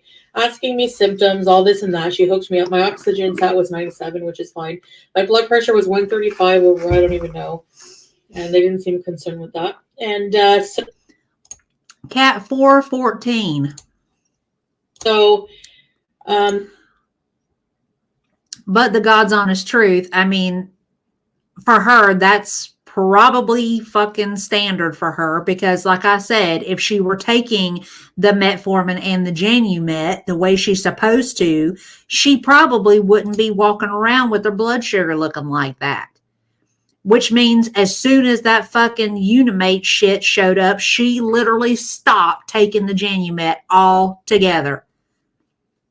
I'm going to cure, this can cure diabetes. Nah, bitch, it's going to cure your ass of being alive is what it's going to do. Fucking heifer. They did take some blood they just put the tube into the IV thing and take the blood that way. Very convenient. Instead of sticking you all the time, you know? Duh. So, Tell us you know fuck all about medical care without telling us. my blood sugar started at 23 when I No went question. in there. So I presented with the doctor came in. It was a resident doctor. She said, you have hyperglycemia. And You don't fucking say. she said, if you didn't come when you did, I suspect that it would have developed into like ketoacidosis because of the symptoms you had. Now, my blood test came back that my blood wasn't acidic, but she thought that it could develop potentially into that. And so I said, oh, well, that's nice. That's not scary at all. Basically, I'm learning that diabetes is really no joke. You don't fucking say, bitch. People been saying that to you for years. So I do feel like an ass just laughing and having a good time eating plates of Chinese food the other day. Yeah, I do. Anyway, pardon my language. The fact that she said anyway like that lets you know she has learned absolutely nothing. Absolutely nothing. Fucking moron. Said we're gonna give you insulin and try to get your blood sugar down. We want it down below 15. So I said, all right. She said, have you been taking your metformin? I'm on something that's a different name than metformin. I said, no. There it was. Didn't I say it? Didn't I say it? You know what? This is going to be ugly. But I don't give two fucks.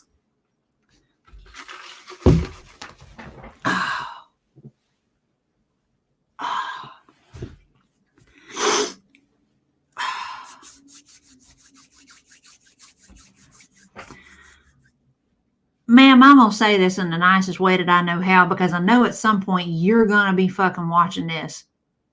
Okay? Nobody out here gives two fucks whether or not you live or die. Okay? You want to be stupid? You want to play them stupid games? You can win them stupid prizes, and you know what's going to happen? Nobody out here is going to shed one fucking tear for you. We're going to move on to the next psycho who happens to show up and who happens to be just a little bit messy. Okay? Nobody cares. The fact that you're a fucking moron and you are too fucking stupid to even allow your self-preservation ingrained in your DNA to keep you the fuck alive is only your problem. You have known about the diabetes for years. You've been told by God and everybody that the diabetes will fucking kill you. And you know what? You don't care. So why should we? You are not fixing to get ass pats for the fact that you're having this massive, awe-inspiring realization. Bitch, we been new. You been new. Nobody wants to hear it. And the fact that you're chuckling while you're telling this fucking story and doing your anyway lets us all know that you ain't learned a damn thing. And you know what? I've been said it before. If you fucking die, it will not be a sorrow. If anything, it would probably be a service to the great wide leftover of society that will not have to deal with you anymore. You contribute nothing.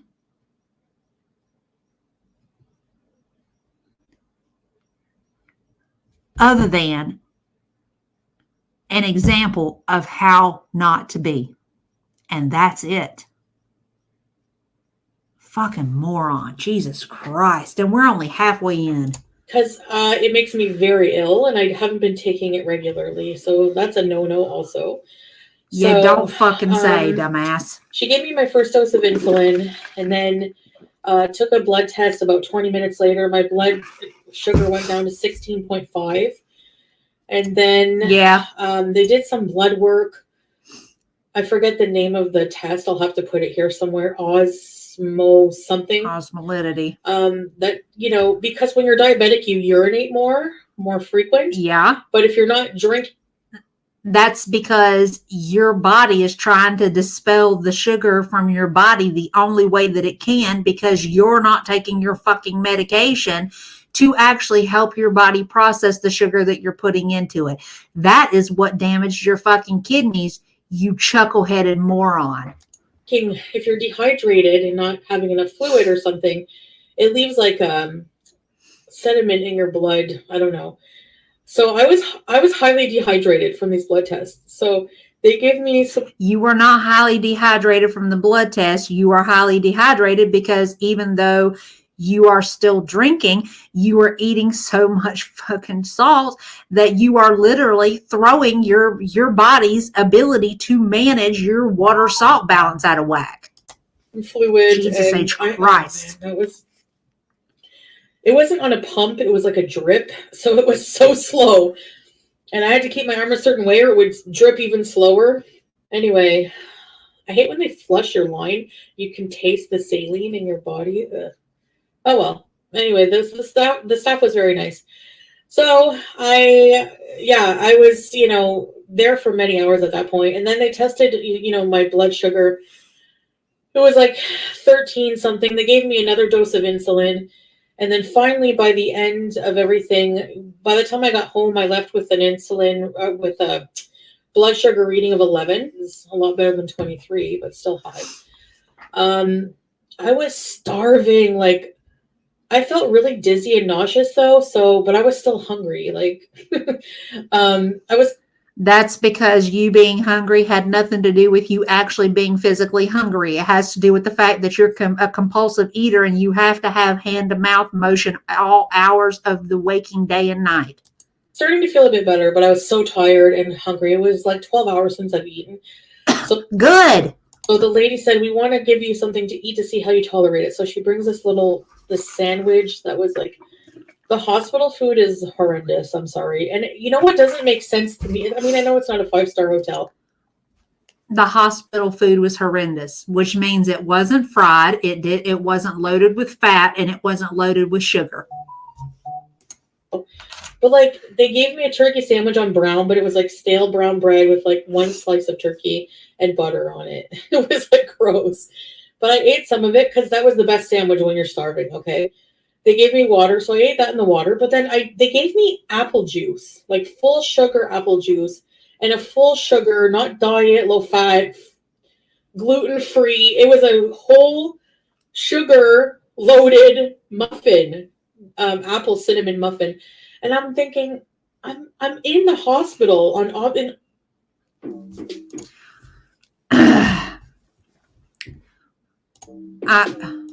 First off, bitch. You right off the get-go, you don't know what starving looks like. Miss Lady talking about, I don't want to end up starved. She made some comment, like some stupid ass comment like that in her comment section at one point. I'm worried about starvation. Ma'am, at your current weight, you would take weeks to starve. Okay? So, miss me with that bullshit. Number 2, they've got you loaded up on so much fucking insulin that you are getting your panties tied up in your crack over a muffin and some juice. Bitch, you need to be more worried about the damn candy bar that you keep shoving into your head and the Chinese food that you were so giddy to slurp down your gob. I told you that hamburger helper from the China place would send her to the ER. Yep, no question. Sugar, because if I would have eaten that and drank the apple juice with it, they would be giving me more insulin, I'm sure. It was just so weird. I was telling Salon, like, I'm here for hyperglycemia and they're giving me sugar. Anyway, so I didn't eat that. I said, I'm sorry. She's like, hey, you don't have to. She's like, I didn't cook it, so I'm not going to be insulted. About the. I said, no, it's just that I'm just afraid to have something with sugar. And she's like, oh, okay, I'll I'll take it away. So that was that. They just told me to stay. They didn't prescribe me insulin. They told me to just stay on my metformin type of drug that I have from Kuwait, and to follow up with a a family doctor, which I don't have. So that won't be happening. She'll be back in the ER again. No question about it, because number one, I can almost guarantee you that she has a limited amount of the Genumet. And when that runs out, she's going to be fucked. So I thought that's where my night ends. You know, she said, she comes in, she says, do you want to go home? Because I think they were going to keep me. And I said, I really want to go home. I'm so tired. I don't have my CPAP. You know, I'm just sweaty from just laying in the little cot. My bottom hurts so bad, my lower back. Oh, I want to go home. So so she let me go home. Yeah, she let me go home. And well, first off, and here's something that she's trying to use this to play off the fact that she didn't get admitted. Number one, fact is that we can't make you stay in the fucking hospital. They can recommend it. They can absolutely say you need to be admitted. But if you say no, they can't make you do anything. That goes back to patient rights. That goes right back to, we can't make you take a medication. We can't make you eat a diet. We can't make you stay in the fucking hospital. That is just the way it goes. We can't just fucking kidnap you and hold you against your will to admit you to the fucking hospital. That's part of the reason why the physician spoke to you and asked you that. Because if you, and what did you say? I really want to go home. Okay, well, then they let your fucking ass go home. They probably documented it in there that they offered that to you as an alternative, but here you fucking are, bitch. Facts. I thought my night was over. So facts. Every bit of that right there. Hannibal just said it. You know what? Cool. You don't want to stay? It'll be documented in the chart that we believe, that the provider believed that it was a better option for you to stay and that the patient declined. And you know what else? I can tell you right now, them people was busy enough that having you sign that discharge paperwork didn't bat not one eyelash in there. Because you know what? They got people who have problems even bigger than yours, and then some. Facts.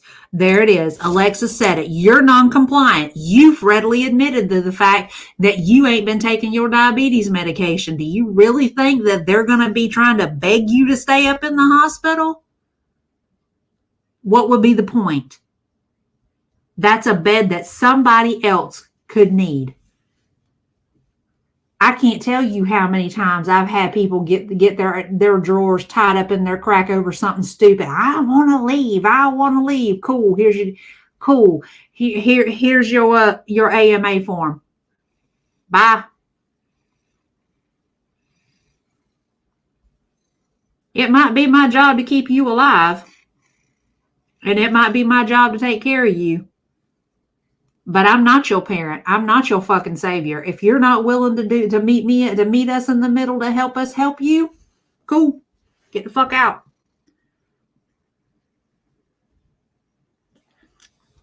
That's not for you.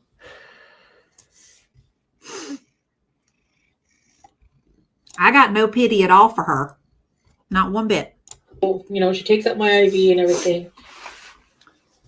And I had to go to the parking garage. It's cold, it's dark, it's creepy.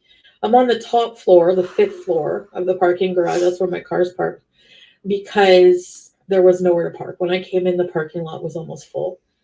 So I had to take an elevator. Parking garage elevators are one of the types of elevators I'm the most scared of.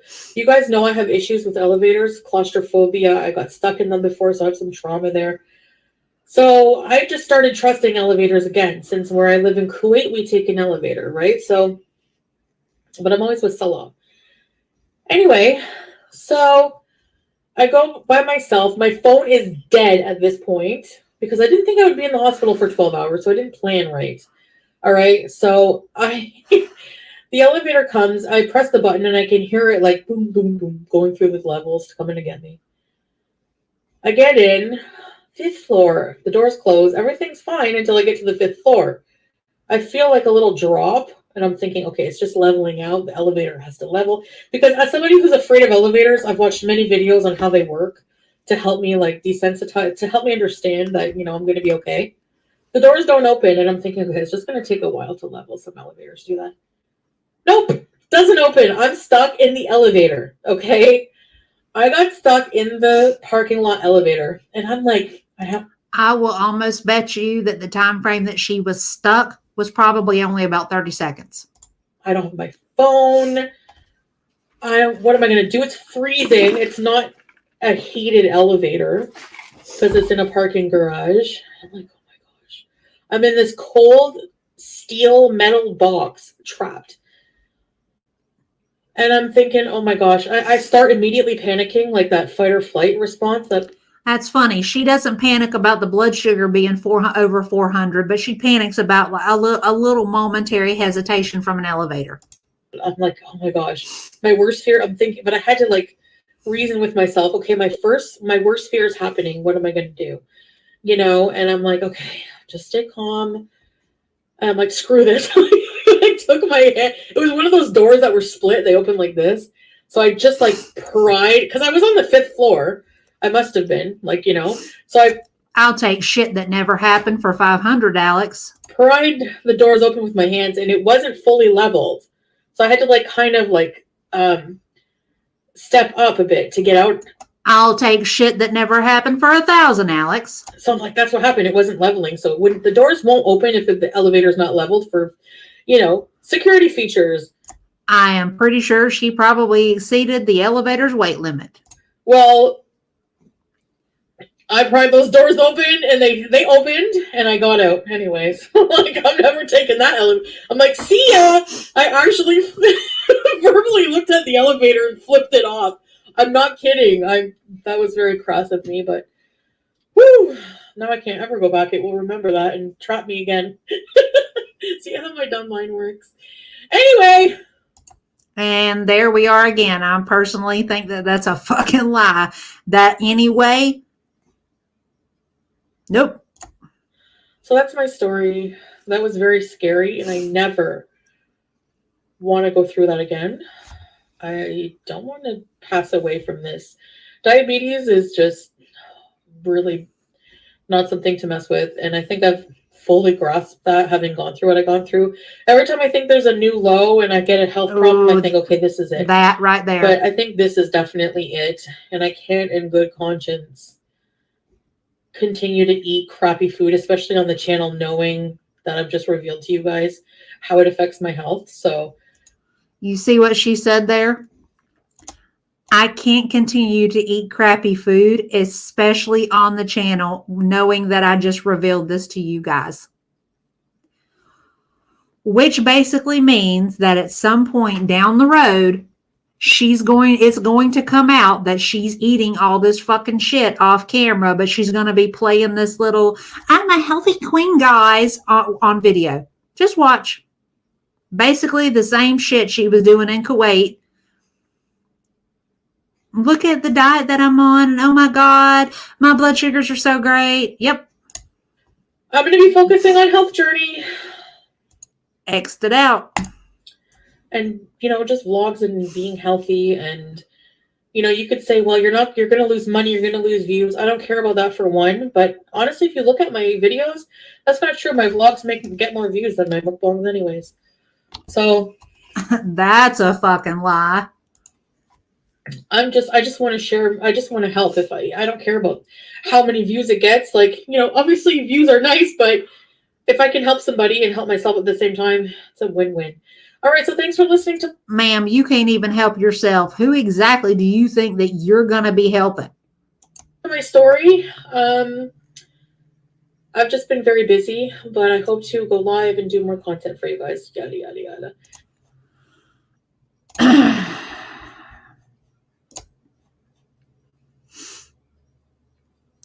Yep. That's exactly what I was saying. We're going to get this whole I'm a health queen arc. This is what I eaten. This is what I ate today. And meanwhile, there's going to be big Turks, one right after the other, shoved into her gob off stream. She hasn't learned a fucking thing from this. All she gives a shit about is the fact that she is not really dealing with any symptoms.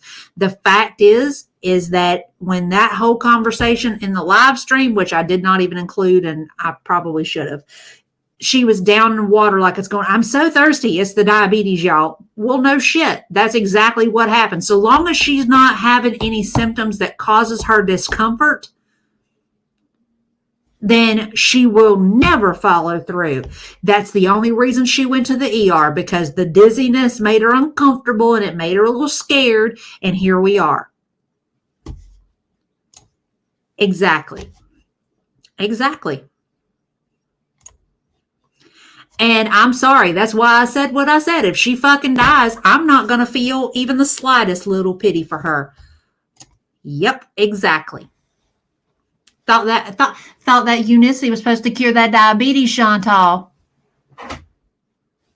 You fucking scam artist. I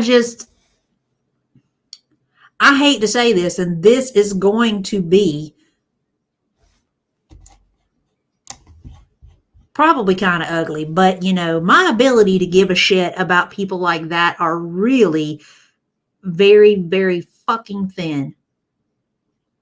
I have taken care of people that were exactly like her. I had a man early in that he was 5'7", he weighed 360 pounds, and that motherfucker had leg infections. We would have to do dressing changes on this man's legs every single day. Every day, because his circulation was so jacked up that his legs literally started to rot off his body. And the entire time he's expecting you by yourself, because a lot of times it was hard to get somebody to go in there with you just to help you hold his fucking legs up, his fucking massive ass legs.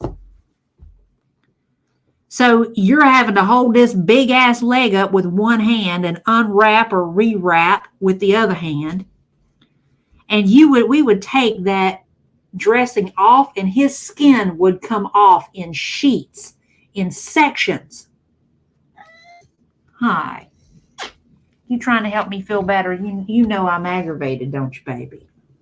I'm going to be okay, honey. I'm going to be okay. My little emotional support boo. My little emotional support boo.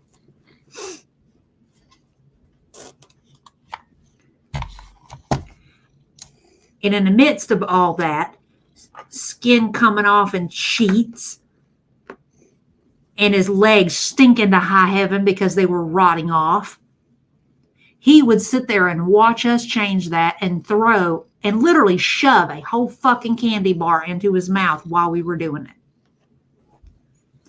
I literally told that man about himself every single time I changed his dressings.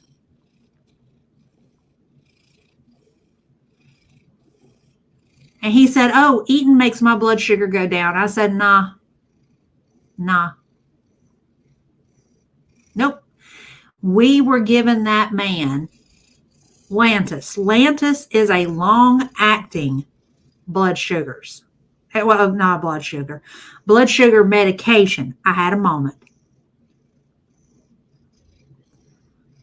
We were giving that man 100 units of Lantus a day. And for those of y'all who take Lantus or who work in the medical field, that is a hell of a lot of Lantus to give somebody. And even with the Lantus, his blood sugars were 300 plus every time we checked it. And he had an extremely aggressive sliding scale. Extremely aggressive. His sliding scale started at 140. 140, which is not much higher than normal. His sliding scale topped out at over 500. We would be giving as much as 150 units at one time between his Lantus and his sliding scale. That man within 8 months of that, the last time I saw him, he had a fucking stroke. He ended up with bed sores on his ass. He literally fucking rotted to death. And he did not care. You couldn't tell him nothing. He was the African American male version of Chantal. If she thinks that there will be some sympathy from me because she has a moment of scary, wrong. Absolutely wrong. I said it earlier.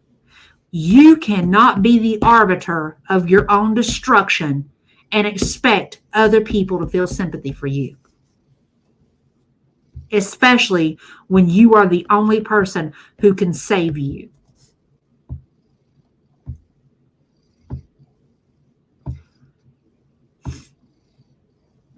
I just cannot find it in me to give a fuck anymore that she is slowly killing herself. And then, of course, just for pics, she's got this fuckwit over here basically just repeating everything that she wants to hear. How hypocrisy you are.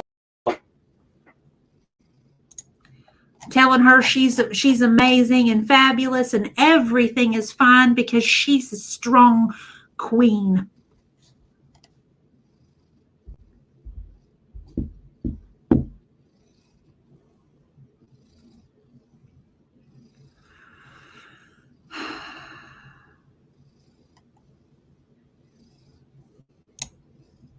Agreed, Des. Agreed. I will not feel any pity for her. There will not be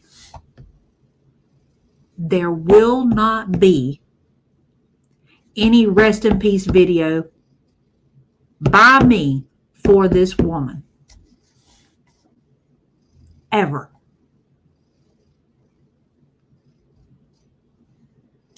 Probably.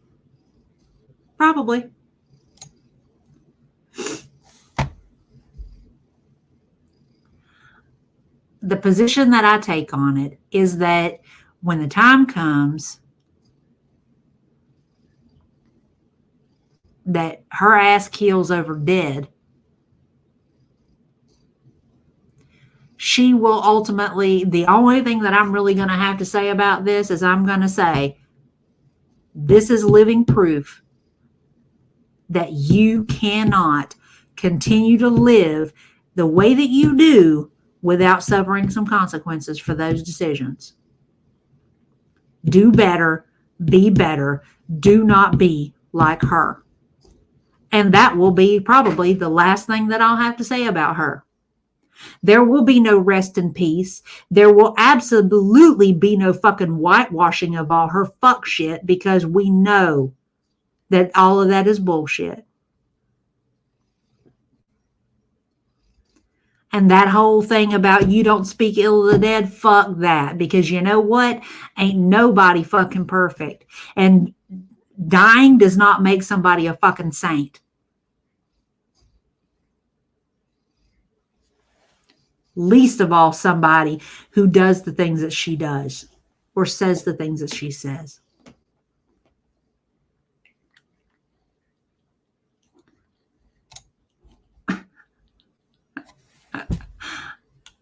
That's good to know. And I'm sorry if I'm getting loud. I'm just aggravated with her and her fuck shit, y'all. It's just like, God, what the hell?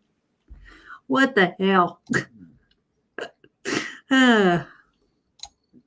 When the dead have been on earth, there's no good words for them in the afterlife. That's fact. That's fact. Facts. That is a great line, by the way. I don't know who wrote that, but they are an amazing writer. It is absolutely unreal. It's absolutely unreal to me. There have been so many times even before this ER visit that should have been a fucking eye-opening experience for her. But yet again, we're whatevering it. I mean, it's whatever it, or anyways, it's the jackass equivalent of yada, yada, yadaing. It's just like, what the hell? Facts. I meant what I said. I hope her family has been intelligent enough to pay a couple of dollars and get her put on some kind of life insurance. I mean, something positive should come out of her fucking killing herself at this point, you know? Hey, creepy. It's okay that you're late, baby. Glad you're here. Okay, so we saw what happened to Life by Jan, and Chantal is next. I don't want to watch this anymore. Well, and that's understandable. I mean, I don't rightly blame you, to be truthful. Yep. This whole I want to eat all my favorite snacks one more time. Let's talk about that. That is true addict behavior. Do you know how many times? It's okay. I'm all right. I'm all right. Do you know how many times I have heard addicts say over the years? True enough, I had a brain fart, girl. Don't pay me no attention. How many times I've heard addicts say over the years, I want to do it just one more time. I have lost some very good friends in sobriety who had that, I just want to do it one more time. And that one more time killed them.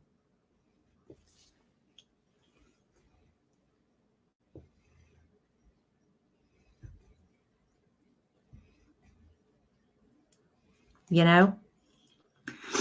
And it's really hard to have to hear that from somebody who has full and capable control over whether or not they do what they do. And she says, you know, oh, well, I can't control it. It's a disease. It's an addiction. It's whatever. Ma'am, you're choosing what you're putting into your body. I mean, if you eat that candy bar, it's not going to immediately take you out like drugs or alcohol would.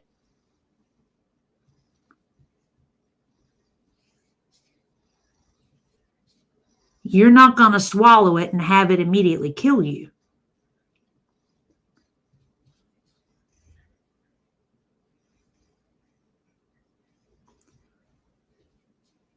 The difference between somebody like Chantal and an alcoholic or an addict is there are things that she has been equipped with that can help her from having that last time be the very last moments that they have. And she's choosing this route. That is why I don't feel sorry for her.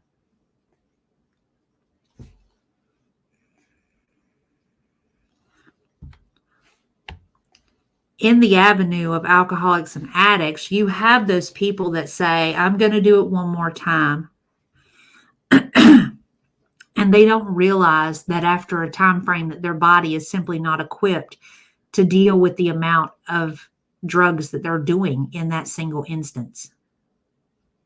And that results in an OD.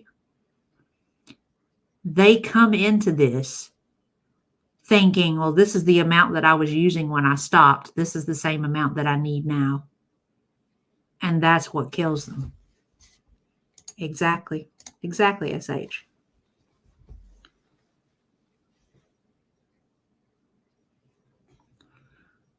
The sad thing with alcoholics and addicts is that they absolutely cannot control,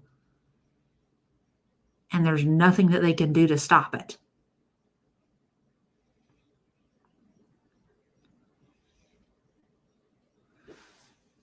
And then you end up with people like Miss Gale who are left.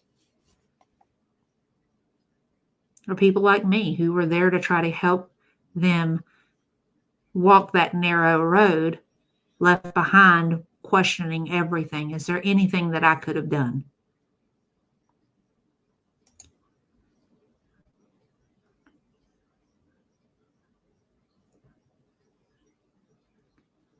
But I'm with Creepy. She doesn't see it as a choice.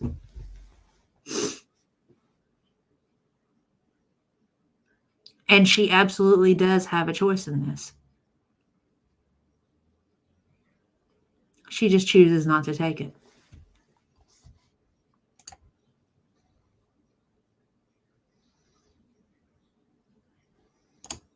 Right. And that is the problem exactly with Chantal's logic. Yep.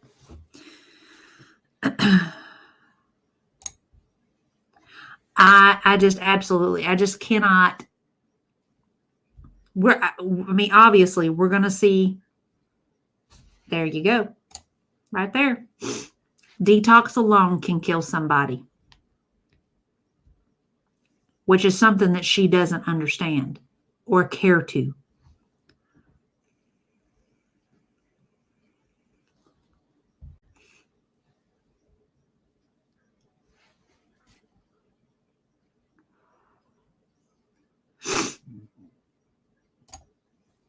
No one will be there. She has alienated so many people. She will end up in a long-term care facility because nobody in her family, including old Pickle Boy, Eeny, weeny, teeny, weeny, shriveled little short man. is going to want to be bothered.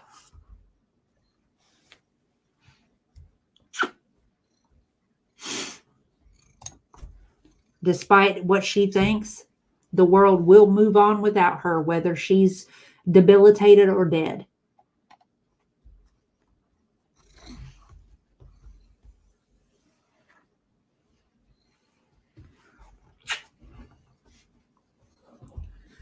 Hi, baby.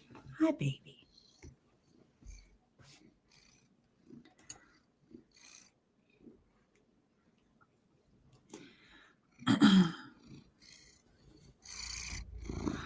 Well, SH, that's entirely like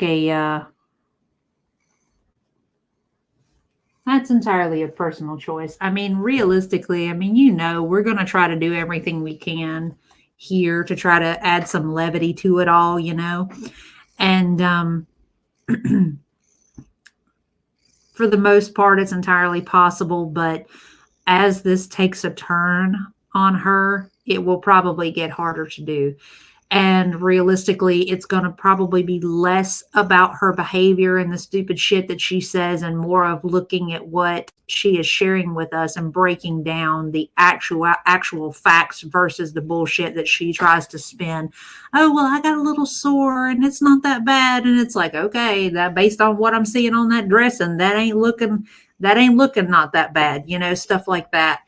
But it'll be probably more informational versus me talking shit, so, but there will always be something to talk about. But realistically, if it's too much for you, I don't fault you for cutting out on it, whether it be catching the beginning of the stream or we're talking about other stuff and then just ditching whenever she comes up, then I get it,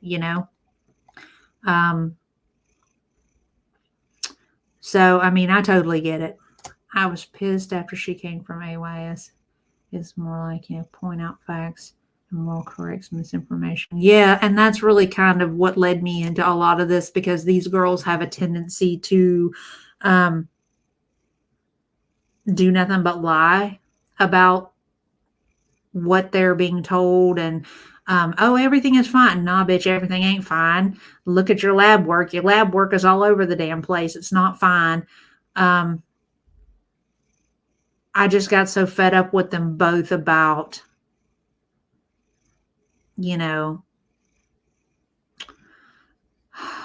with them misleading people, Yeah, see, that's kind of where I'm at. It's just like I know where it's going to go, but there's so many different nuances to it that it's just like, okay, there's plenty, there's different avenues that this could take, but hers are so intricate that I'm curious to see, you know. She gave yes, absolutely, absolutely, and I have kind of made it my goal between her and ALR to try to keep things as unclouded as I can. You know, I don't want anybody to take their word and think that what they're seeing is anything resembling normal because it's not. Oh, I definitely don't want to lose touch with y'all any more than I already have. I've had to cut back some already for other reasons. And that's okay. And that's totally okay. I mean, I get that. And you probably, trust me, you won't entirely lose touch. I mean, SH2, I don't know if you've joined up on the Discord, but you could always just hop on there with us and just chit chat and upload stuff. Cause like we added some channels to the Discord and, you know, I said it when I created it the other night that that's going to be a no drama free. That's going to be a drama free zone. Really. I mean, that's not for the infighting and all that stuff. That's just for us to talk to each other and just have a little bit of fun, you know? So, I mean, there are always going to be options to keep in touch and to kind of keep in each other's loop, you know? I agree.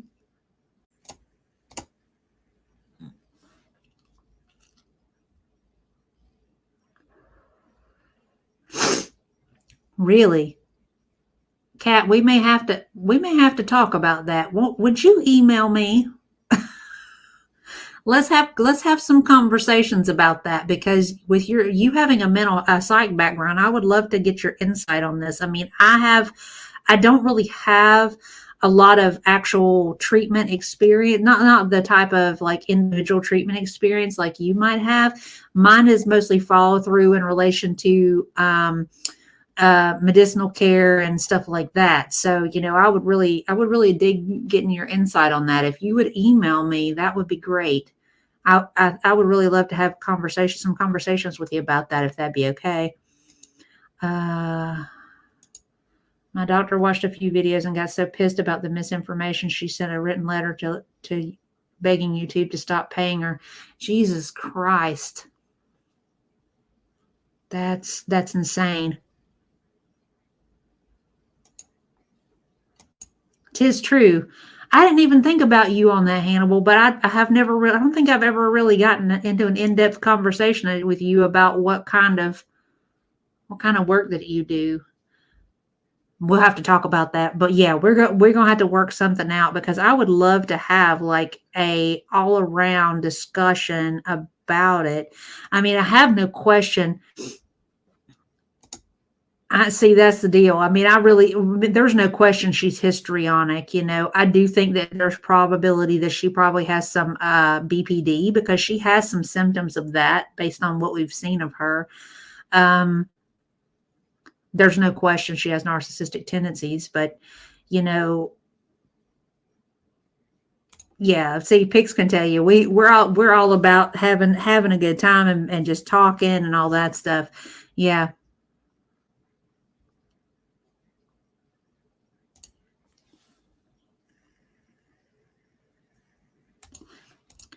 I do too. Me and Hannah, we always have a good time when we're on panel. I hadn't been quite as interactive with Hannibal lately as I wanted to, you know, but there's been a lot going on and I just haven't been quite as active as I used to be. But me and him, we are absolutely going to work that out. You know what I mean?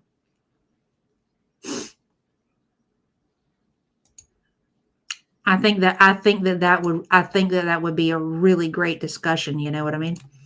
Right. And that's really, that was the big discussion the last time we touched on it is after the holiday season was up, we were going to start doing regular panels again.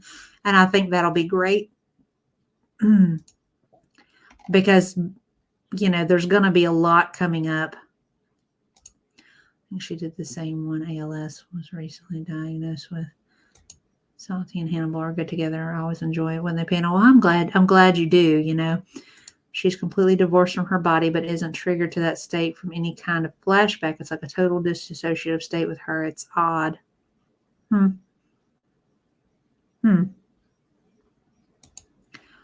Boy. Woo! No joke. No joke. All right. Boo Man, I gotta move my arm, baby. Don't be mad at me. You're using me as a pillow. Don't be mad. I'm sorry. I didn't mean to disrupt you. I'm sorry. All right. One more again. Amethyst. Amethyst, I would absolutely love to. I mean, she'll be able to give us a whole different perspective on it all. You know what I mean? I think that would be great. That's amazing, creepy. Right. He's just like, that's okay. I don't mind. Real quick, before we wrap everything up, I'm fixing to irritate him a little bit. I'm fixing to go over it one more time. He's a 3-month-old knee puppy love. After my Great Dane passed, my poodle pup will be born late this summer, and I have a German Shepherd puppy now. Oh my God, you've got a big baby. I hope you're ready. Oh yeah, he's an ASMR pro, no question.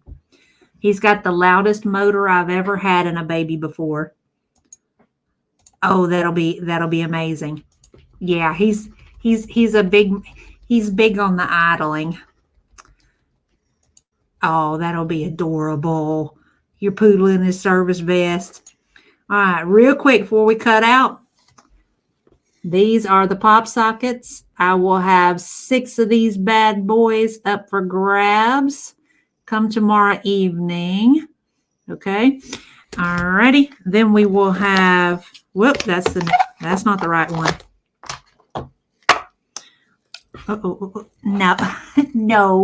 No.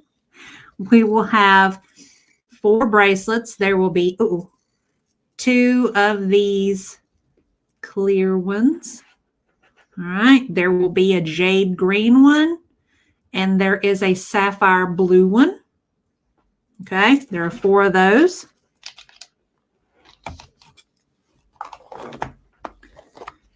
And while he's around the corner, maybe, just maybe, I can get away with showing this.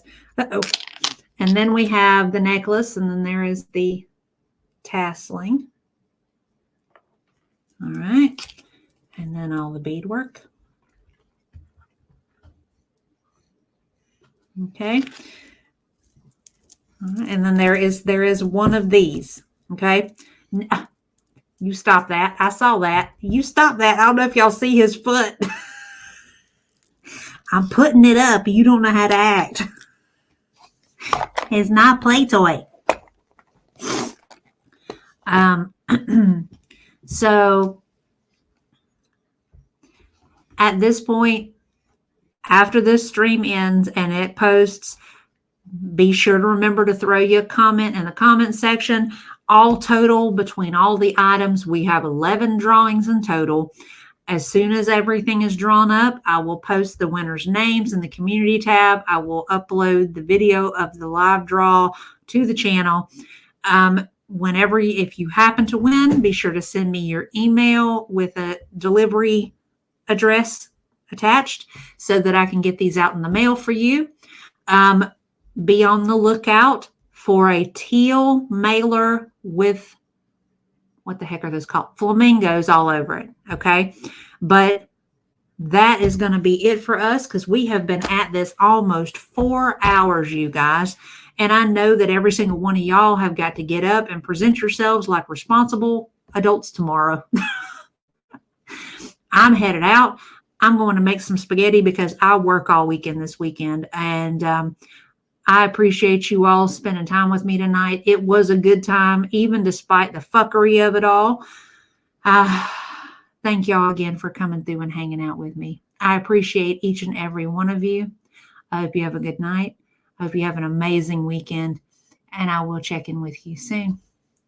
Have a good night. Bye, y'all.